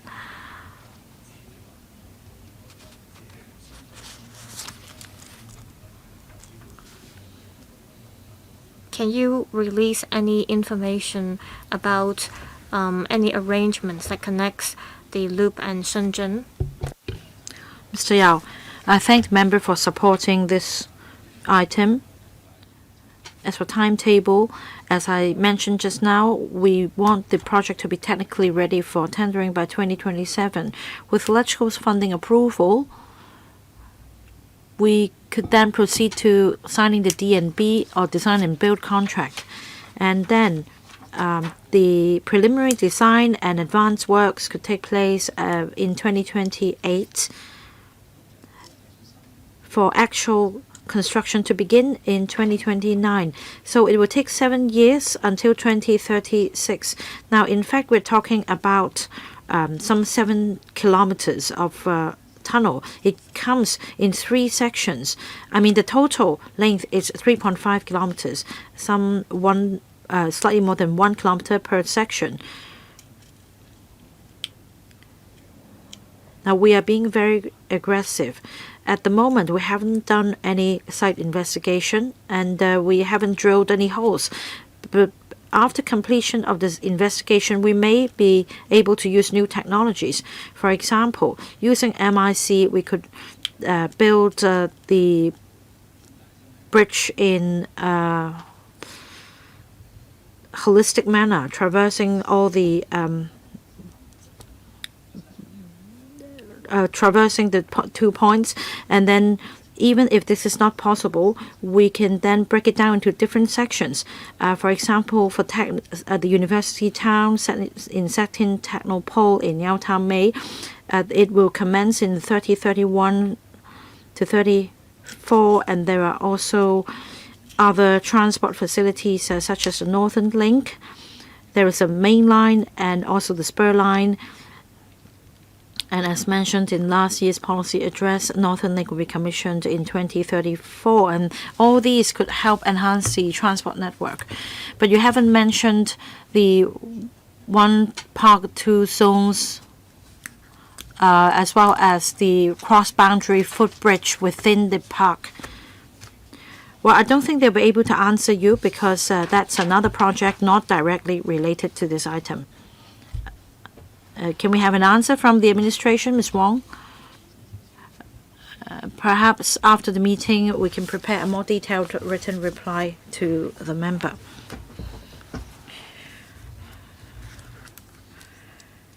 Let me just remind the administration that the administration's I&T blueprint is drawn up to 2035, and that's the same for the State Council's plan. However, for this highway project, it won't be commissioned until 2040. The government should leverage on technologies to expedite the progress. Right, but as you know, there are uncertainties. We need to complete the site investigation first, and the outcomes of the drilling of holes may have some impact.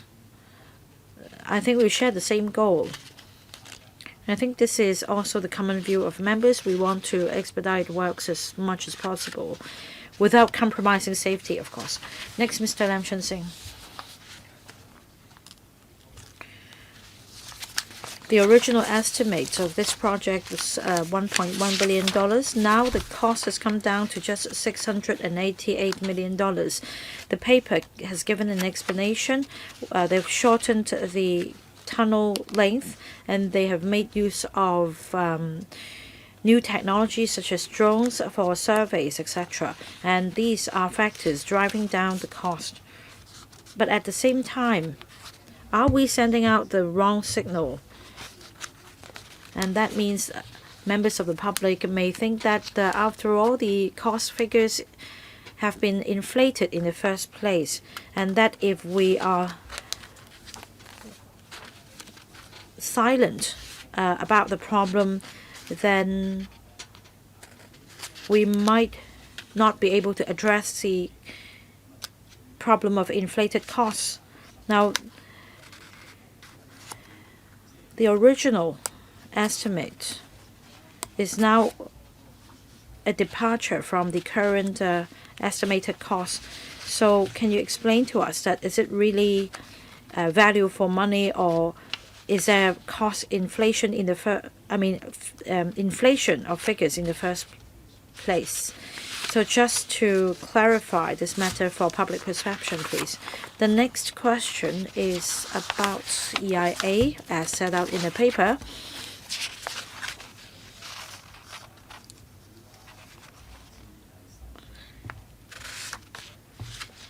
This is an area that has been the crux of some judicial challenges in terms of EIAs. And I'm referring to Santin Technopole, in fact, quite close to the area. 20 years ago, when the Lok Ma Chau spur line was built, it was a bone of contention for environmentalists.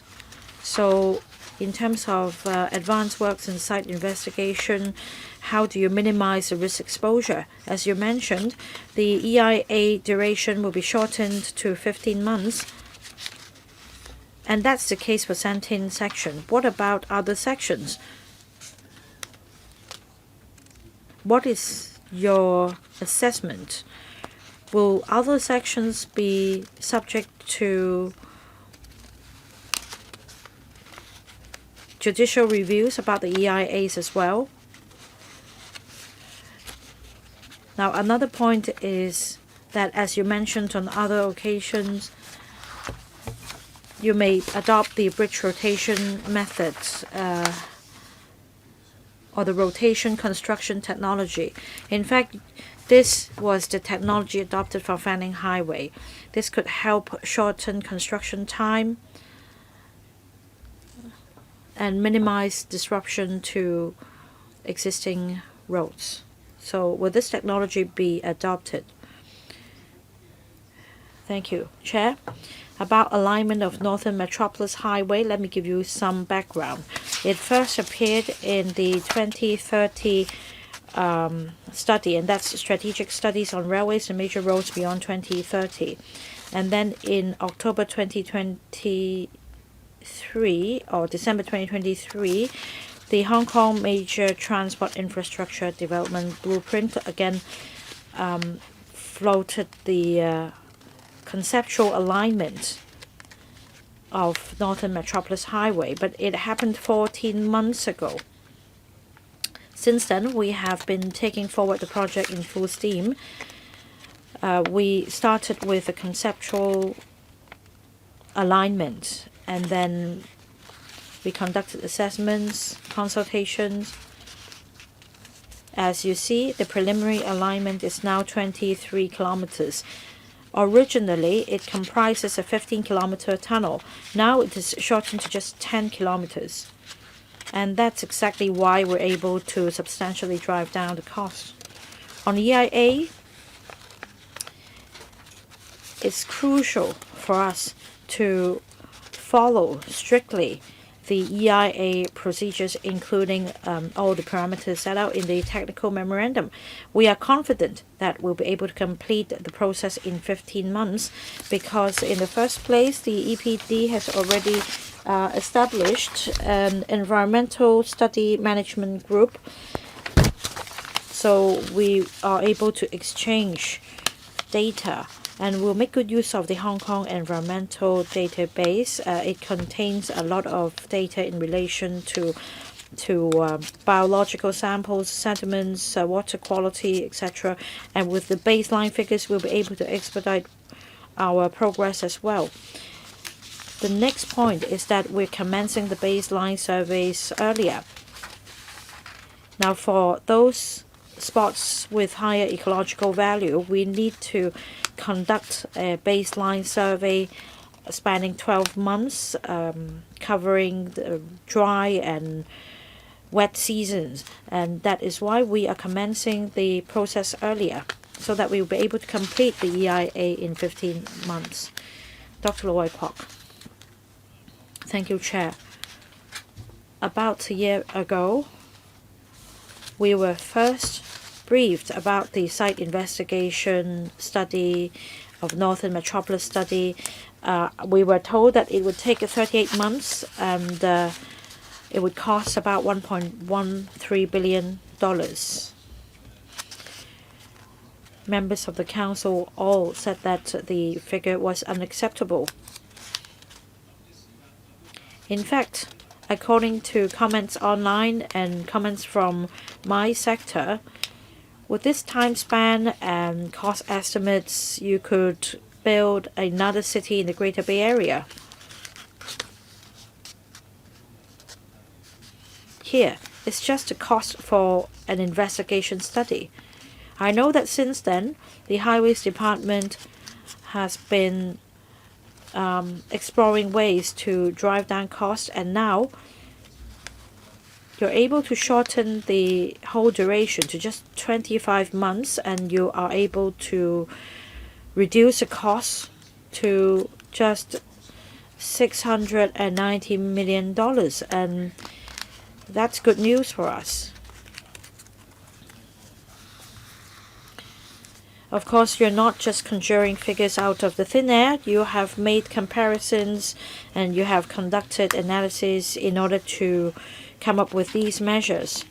Now, we don't want the public to have this impression that you start off with a bigger bite, and if you receive complaints, you then scale back and act more prudently.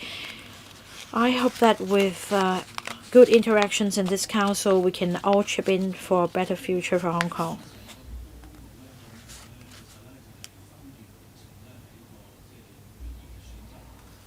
As I said before, the Northern Metropolis Highway is a very long highway. It's only right that the construction is broken down into phases. We also have different pilot areas in the region, such as the Santin Technopole.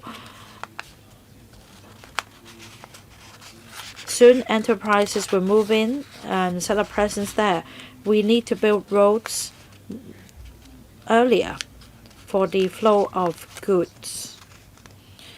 So we don't want ballpark figures and preliminary timetables. You need to go deeper and tell us exactly when what will be completed. We also place emphasis on technology innovation or dual innovation.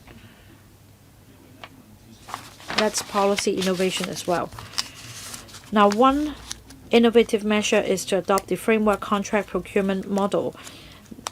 In fact, in the paper, you have set out very clearly that framework contract procurement model will be adopted for suitable contractors.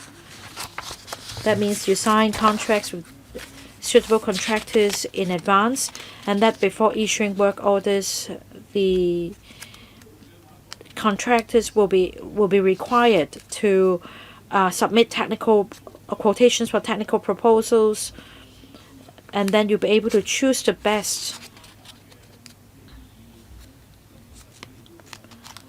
But in other words, even within the framework, the contractors will need to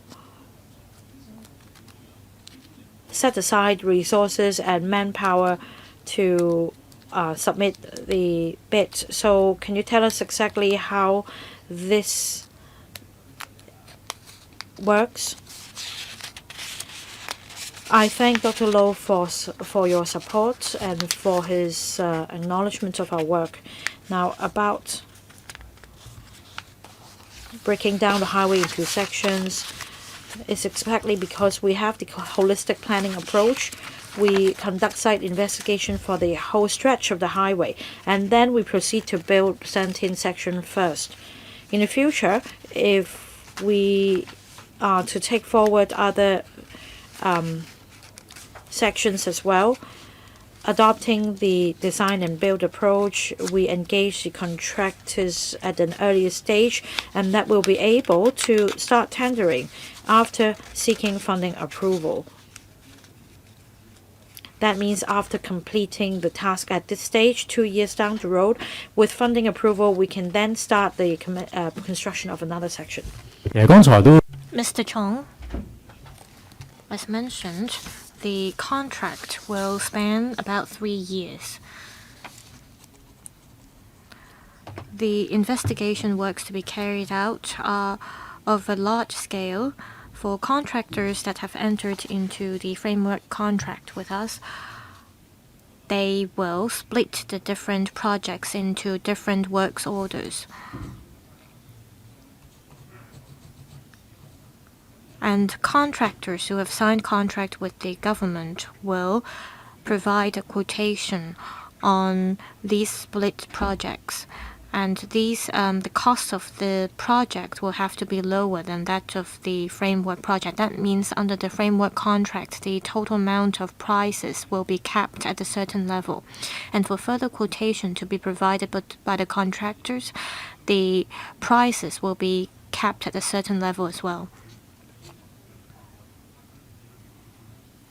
We consider and select contractors based on the resources they allocate, as well as the tender prices.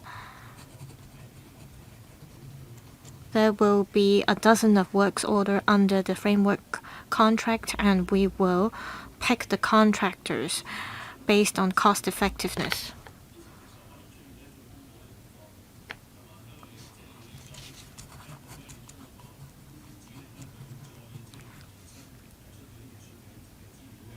You will ask the contractors to further provide technical details under the different works orders.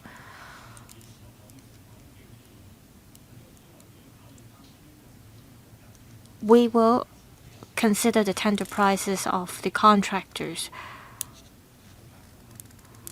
If the tender prices are too high, it will not be of the interest of the government, and we might place the project with other contractors, even with the framework contract signed. Well, that means for the contractors, but even by entering into the framework contract, it doesn't mean that they are guaranteed the works. Ms. Chen Yutming, I speak in support of this project, and I commend the government for bringing down the consultancy fees. The investigation will be carried out within 25 months, and it is believed that the highway will be commissioned, that is, the Sentin section will be commissioned by 2036. For NT North Town, It involves different industries, including the logistics industry. The priority development area will be commenced by 2028, and Mankamto will be a control point for passengers only.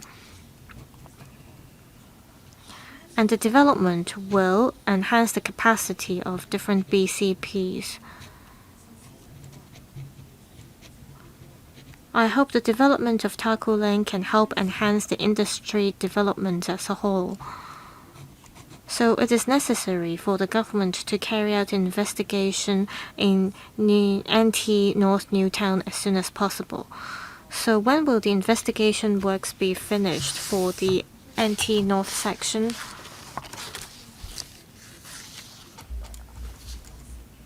And will that section be commissioned together with the BCP economic zone?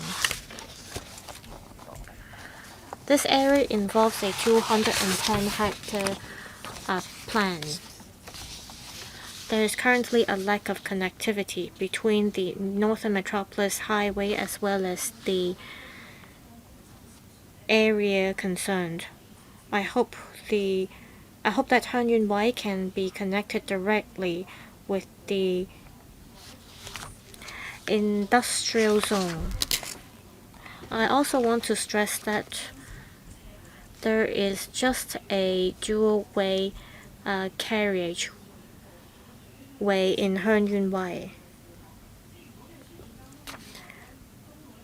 The burden of that part of the road should be lessened. There will be serious congestions in case of accidents. So I hope that the land used for construction as well as the logistics industry can be connected directly to Han Yun Wai. Mr. Yao, we adopt a holistic approach, and so the investigation will be conducted for the entire 23-kilometer highway, and this will be finished in 25 months. Ms. Chen Yutming made a very important point. The Northern Metropolis Highway will connect the eastern and western part of the Northern Metropolis. It will also be connected to Sha Tau Kok, Han Yun Wai, Mankamto, as well as Huanggang Port, and to the west it is connected to the Shenzhen Bay Port. So it will link up the different development nodes in the Northern Metropolis as well as the BCPs. From NT North Newtown to Han Yun Wai or the Shenzhen Bay Port, it currently takes a long time to travel. However, with the highway, you minus 23 kilometers by 9 kilometers, and with just with 100 kilometers per hour, you can reach the Shenzhen Bay Port in 15 minutes. For Tinshui Wai section, Kutong section, as well as the new NT North Newtown section, it will be finished by 2036, but with funding approval, we will be able to commence works for all these sections in 1 to 2 years' time, so we can adjust the program.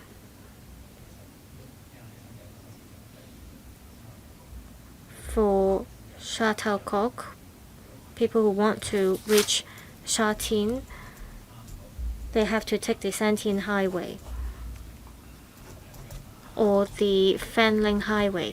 With the Northern Metropolis Highway, if you get through Kutong section as well as the NT North Newtown section, it will greatly reduce the traveling time.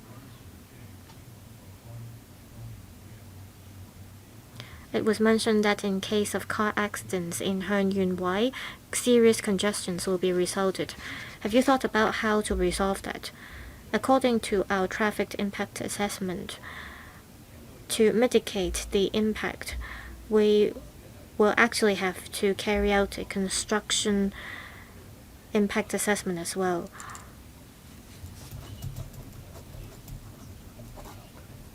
So we might have to stagger the commuting time of people. Mr. Michael Luke. Thank you, Chairman. A lot of members appreciate that the administration brought down the construction cost from $1.1 billion to some $660 million. we have to save every penny we can. The government explained how it managed to bring down the cost. However, investigation study is just a preliminary step for this project. I'm concerned about this. I welcome the fact that the construction cost as well as the investigation cost have been brought down. However, will that compromise the quality of the investigation study or the design?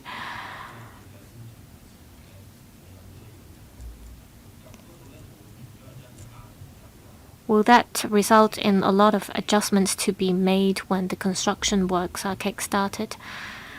Are there any mechanisms in place to prevent this from happening?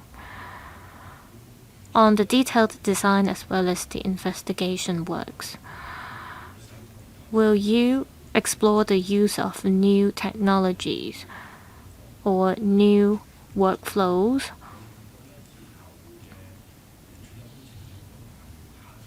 so that you can save costs on the major construction works? Will you carry out studies in this regard? Mr. Yao, I thank Mr. Look for his support. On the investigation study, let me elaborate on this. We'll have to carry out all the necessary investigation, especially on the tunnels. We have to do drillings. So this is a judgment call. According to our geotechnical guideline, we need to carry out drilling in tunnels because there is higher risks to tunnel works. Take tunnels as an example. For every 50 to 400 meter, we have to carry out drilling. And for each entrance, there needs to be a drilling. There are 4 exits in each tunnel. By reducing one tunnel, we are reducing 40 vertical drillings. There is also what we call the horizontal drilling. And the amount of drilling work in this regard will also be reduced. So we are saving the number of times of vertical drilling as well as horizontal drillings that have to be done. That's why we managed to reduce the cost. As mentioned, this is just an investigation study. The construction cost as a whole will be where the major costs lie. That's why we adopt the design and build contract. The merits of this is that the contractor will pick the most cost-effective method and the method that aligns with the maintenance and repair works. Also, we adopt a standardization concept. For example, if we adopt MIC for the entire highway, it will help save costs as well.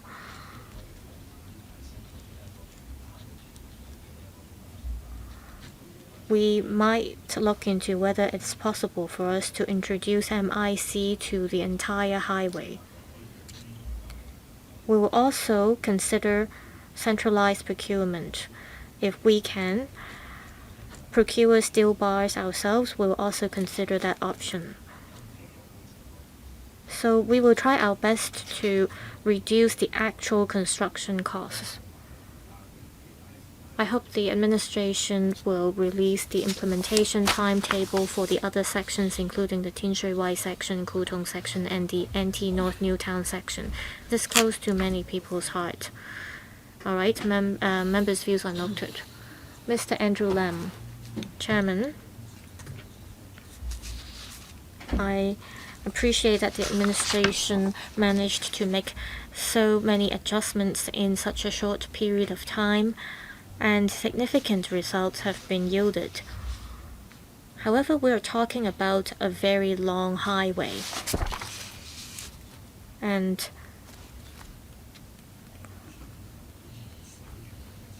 many sections are involved.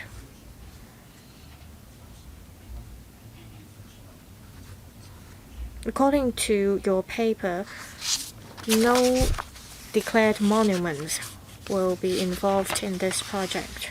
However, as said, this is a very long highway,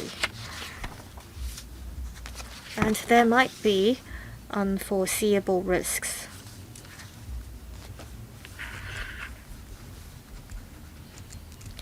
You explained a number of times that you will carry out the investigation study. I appreciate that you are taking forward the project by section.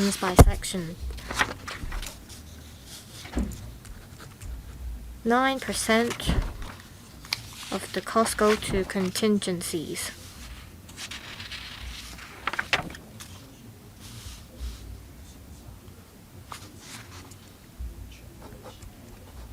I don't think you have to wait until all the investigation studies to be done to come up with the preliminary design.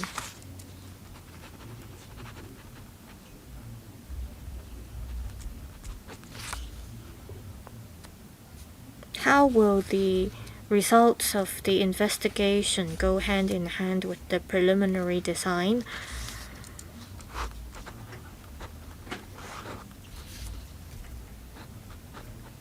This is because a good preliminary design can help mitigate risks to be seen during the construction process.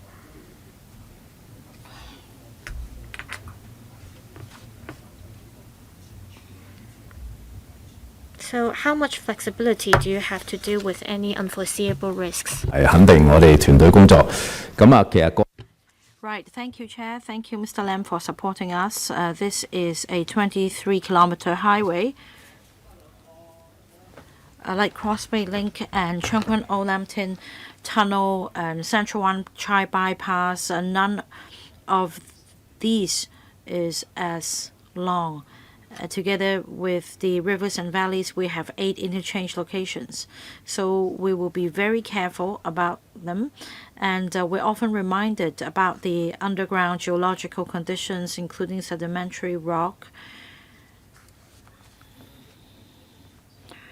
The conditions are known to us, and that is why the EIA study is necessary.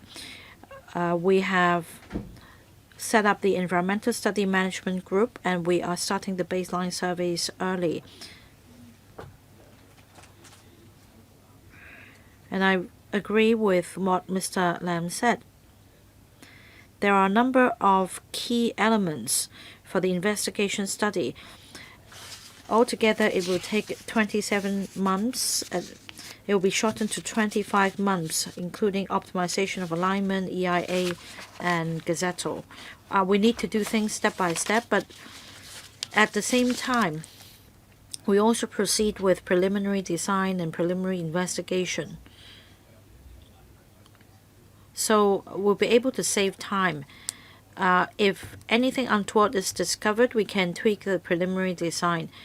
What we do next is that for preliminary design, we'll be able to make improvements in the sense that the overall cost for Northern Metropolis Highway can be reduced.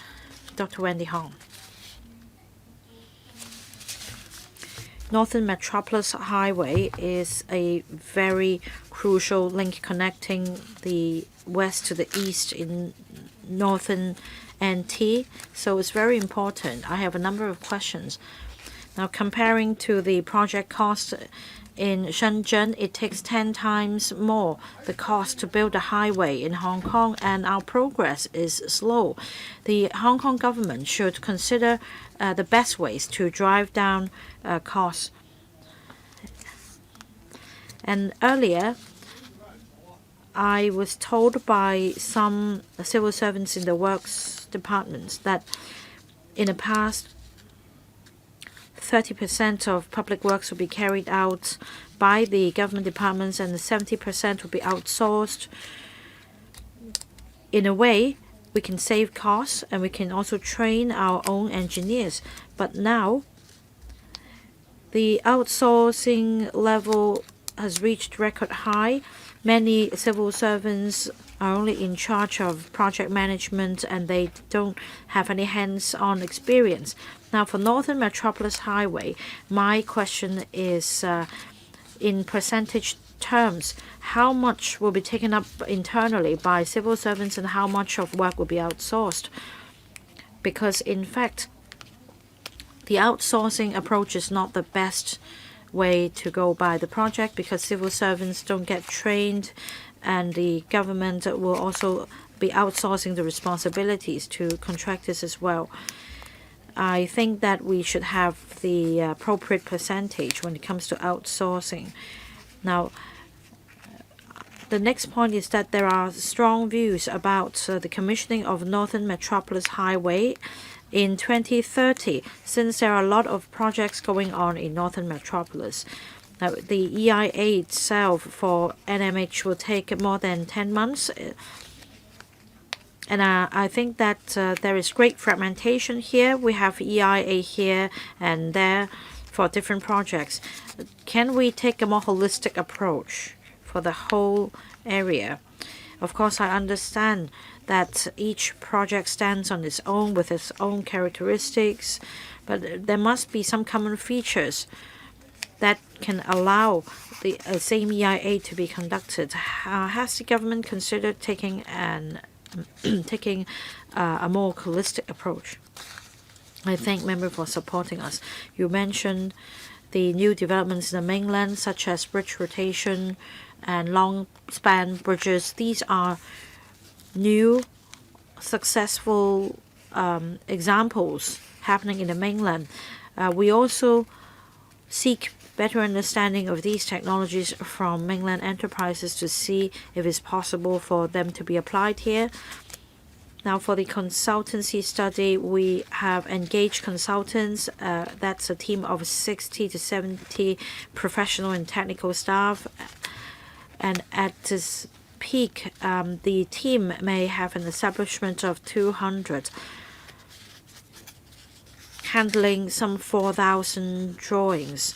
Now, if it is to be completed within a year, and it's quite impossible for the civil servants or departments to handle them alone, we need consultants, in other words. We're never going to outsource the responsibility. In fact, from last year, for the optimization of alignment, we did not engage any consultant.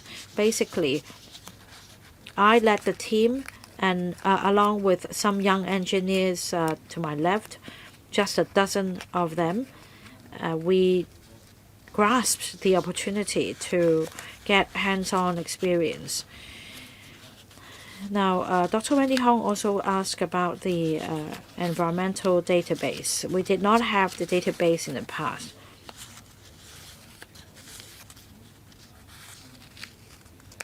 This area will be is at the moment undeveloped. Now, with a centralized environmental database, we'll be able to prepare data in the dashboards, and that in the future this can be used by other parties as well. Dr. Junis Ho. I think that is they're trying to strike a good deal for themselves.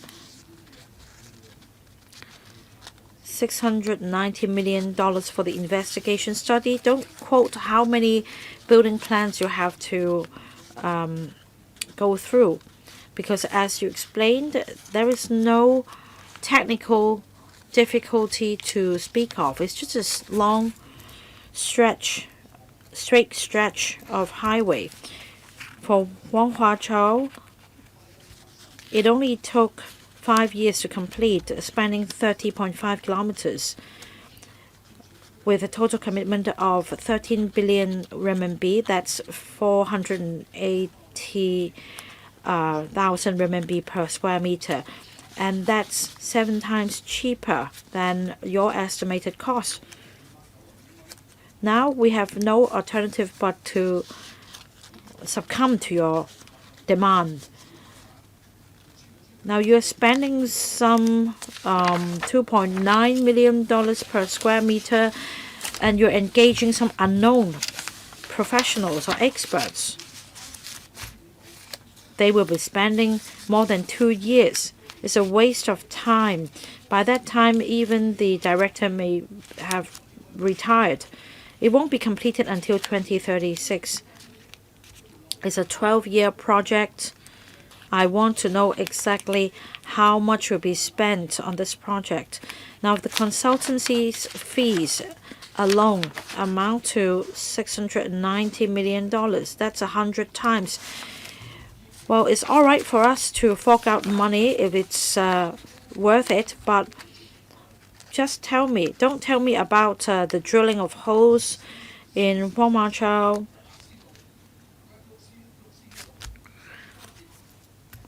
It's a 6-lane highway with Cross Bay Bridge, with the Shisha tunnel, other tunnels, and it's so much more complicated. What about Santin section of the Northern Metropolis Highway? There is no difficulty to speak of. Well, it's just 20 kilometers or so. It's nothing outrageous. And you're not starting from scratch. Now you should seek advice from Guangdong Province. 13.5 million renminbi for such a long highway in Wang Ma Chao. How could you do that? Why didn't you ask them? You have a team of experts comprising a dozen staff. Now, don't always seek advice from experts. They do no good. Northern Metropolis won't be ready until many years later, not to mention the Northern Metropolis Highway. It won't be completed until 2036. You won't be able to improve the economy. Chairman, I categorically tell the administration that I'm not going to support this funding application of some $600 million. You should seek advice from the Guangdong province. You have set up a lot of exchange groups. You should ask them how they're able to achieve that. Don't just say that they have substandard construction projects. Tell me what experts are involved. So I've really got hot under the collar. Pardon me. Thank you, Chair. We know that we have some really state-of-the-art construction technologies being adopted in the mainland, especially on the construction of roads and tunnels, especially for Wang Ma Chao. We will exchange views with them. You should do that before coming to ask for money. Just do that. Use WeChat or just ring them. Ask Guangdong Province for advice.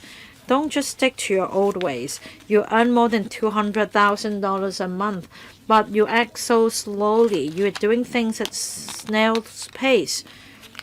Chairman, I demand that a phone call be made to Guangdong Province immediately for them to give us information on this project totaling 13.5 renminbi. Well, this should not be done by the consultant. This should be our job. We have opportunities of exchange with Guangdong Province on not only this project but on the construction of viaducts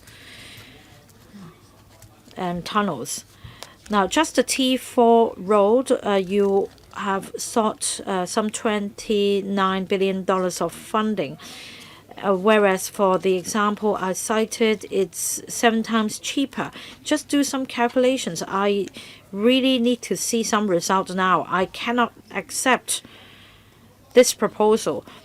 This is a 23-kilometer highway and it won't be completed until 2036, whereas for Wang Ma Chao it's just 30.5 kilometers. It was built in 5 years' time. You need to drill holes and perform site formation, etc. Don't tell me about the drilling of holes. You should dig a pit and get inside. Mr. Duncan Chiu. May I first of all say Happy New Year to everyone. We all want to expedite works as quickly as possible. For NMH, I see that the administration has strived to compress timetable and drive down costs. Is it possible to go further with the use of technology? I think that telling us the completion dates will be crucial, especially to investors. According to the paper, for other sections, they won't be commissioned until 2039 or beyond. Well, that's quite tricky if you want to attract enterprises to set up presence here. There is no certainty. In the mainland, however, they have concrete plans. They tell us exactly when what will be completed. Of course, there might be delays subsequently, but at least there is a timetable for enterprises to follow. You can't tell us vaguely that it will be completed in 2039 and beyond. For investors, it's important that they are given clear timetables. So this will be counterintuitive to your efforts to attract enterprises. And as mentioned by the administration, you're going to perform site investigation in one go so that for subsequent sections they can be the construction can commence earlier. My question is whether there will be any waste of resources because the geological conditions may change over time. Say after you've completed certain section, if for whatever reasons for say our fiscal position, etc., the electrical turns down the subsequent funding applications, then is it possible that by then, decades later, you need to spend money on another site investigation because of the delay?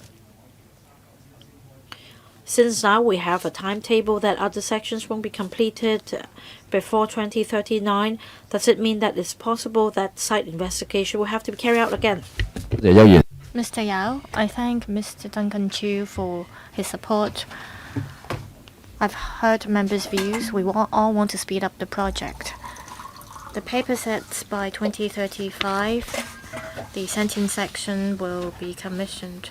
Perhaps some parts could be commissioned early, such as Altame as well as Sentin Technopole. If we know better how many investigation works we need to carry out, we might be able to have a clearer timeline. Say by 2036, the Sentin section could be commissioned. I believe the rest of the sections could be commissioned around the same time. Say for some core development areas and the sections that need to be commissioned early, we will try our best. Mr. Chu mentioned about the geological conditions as well as other factors that might come into play. We have streamlined the procedures. I believe the investigation study will be valid during that period.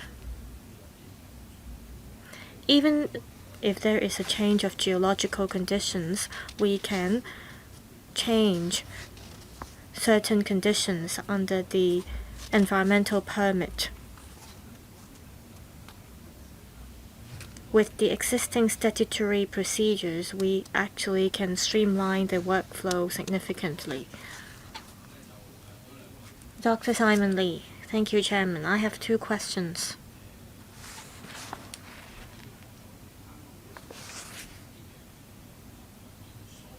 This highway will help divert traffic of other roads.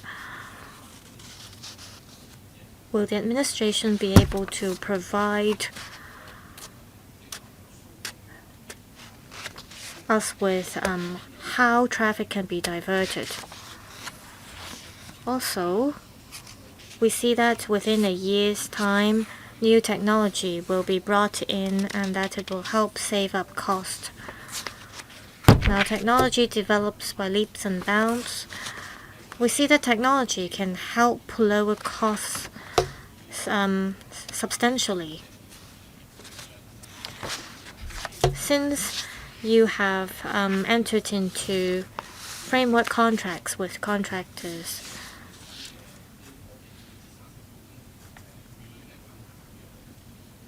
Will you be able to tell us what difficulties contractors have encountered that hinder them from introducing new technology to the project? Mr. Yao, with the Northern Metropolis Highway, we'll be able to divert 40% of the traffic. With the population intake in all new development areas, we will have 7,000 more vehicles on the road, and this particular highway will be able to divert 40% of the traffic flow. On new technologies, we will look into this in the investigation study. We are using the design and build approach. This will give contractors the incentives to bring in new technologies because this is stipulated in their contract. So this is the merits of using the design and build contract. Any follow-up questions, Dr. Simon Lee? No?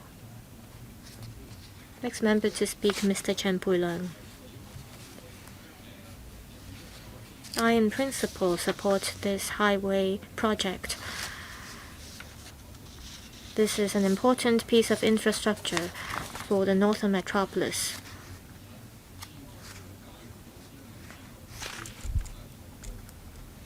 The Northern Metropolis will mainly see INT development in the future.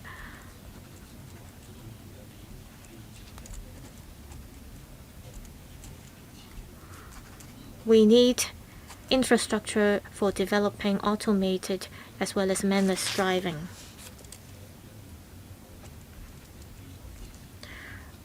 Will infrastructure be introduced on the roads in the Northern Metropolis so that automated driving could be achieved?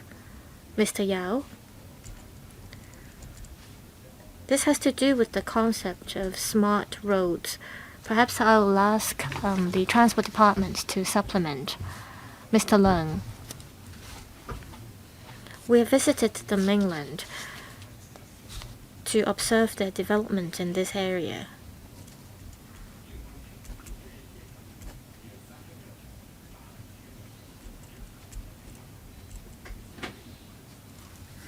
They make use of sensors as well as AI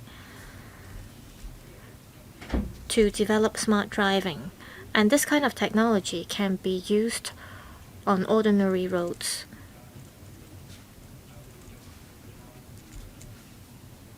We can perhaps introduce and make use of IoT to improve the use of this technology. So we are carrying out a study under the Transport Department. In December 2023, we brought up the 3 roads and 3 railway study, and we mentioned about developing smart driving. So we are looking into this now. Well, members who have requested to speak, they have spoken for the first round. Now, Mr. Edward Lau speaking for the second round, 3 minutes. Thank you, Chairman.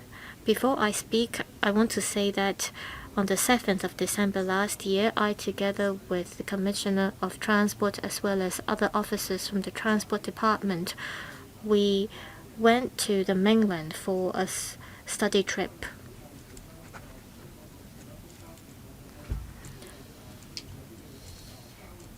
We also had exchanges as well as seminars with the institutes in the mainland.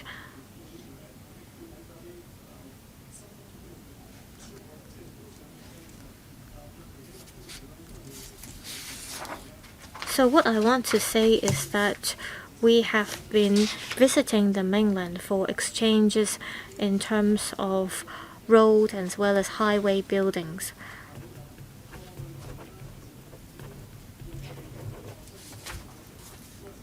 Last year, A number of innovative policies were introduced, and I hope the government will keep up with this effort.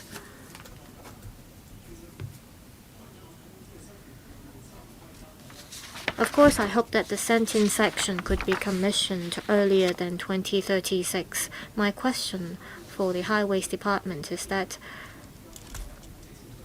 before the Sentin section could be commissioned, will road improvement works or road widening works be carried out to improve the connectivity between the east and the west in the northern metropolis? I know that some road improvement works will be implemented, so I hope you can tell us more about this. Also, will there be railway plus property approach, for example, or will you grant land to developers to ensure the financial viability of this project? Mr. Yao. I thank Mr. Lau for bringing up the visits. Now on the Sentin section, from now to 2036, we'll see different railway projects completed. For example, the eastern section of Fanling Bypass will be commissioned, and in 2027 we will have the Kutong Station of Northern Link commissioned. By 2030 we have the Hongshui Q Station commissioned, and also later we'll have the Fanling Highway as well as other projects completed. So in the coming years, a number of projects will be completed. We review the financial position of all projects. We will adopt, for example, the traditional financing approach. We might also make use of public-private partnership model. These are all the options we will look at in the investigation study as well as the consultancy study. There being no further questions from members, I will put this item to vote. Members who vote in favor of the proposal set out in paper PWSC 2024-25-20, please raise your hands. Those against, please raise your hands. I think most of the members who voted are in favor of this proposal. This proposal is approved. On whether the Finance Committee should have further discussion on this proposal, I now, in accordance with paragraph 41A of the PWSC procedures, put the following question to vote. This subcommittee recommends the FC to have a further discussion on the proposal set out in paper PWSC 2024-25-20.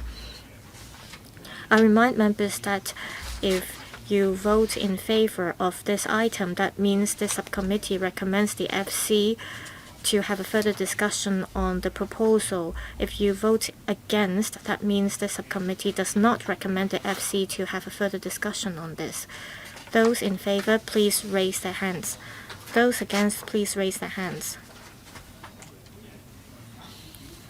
I think that the majority of members who participated in the vote are against the item. This item is negative. That means this subcommittee does not recommend the Finance Committee to have a further discussion on the proposal set out in paper PWSC 2024-25-20. The funding proposal approved today will be submitted to the Finance Committee in or after February this year for the FC to consider. The next meeting will be held between 8:30 to 10:30 a.m. on the 19th of February this year. Members, please attend the next meeting punctually. Thank you all for attending today's meeting. Meeting adjourned.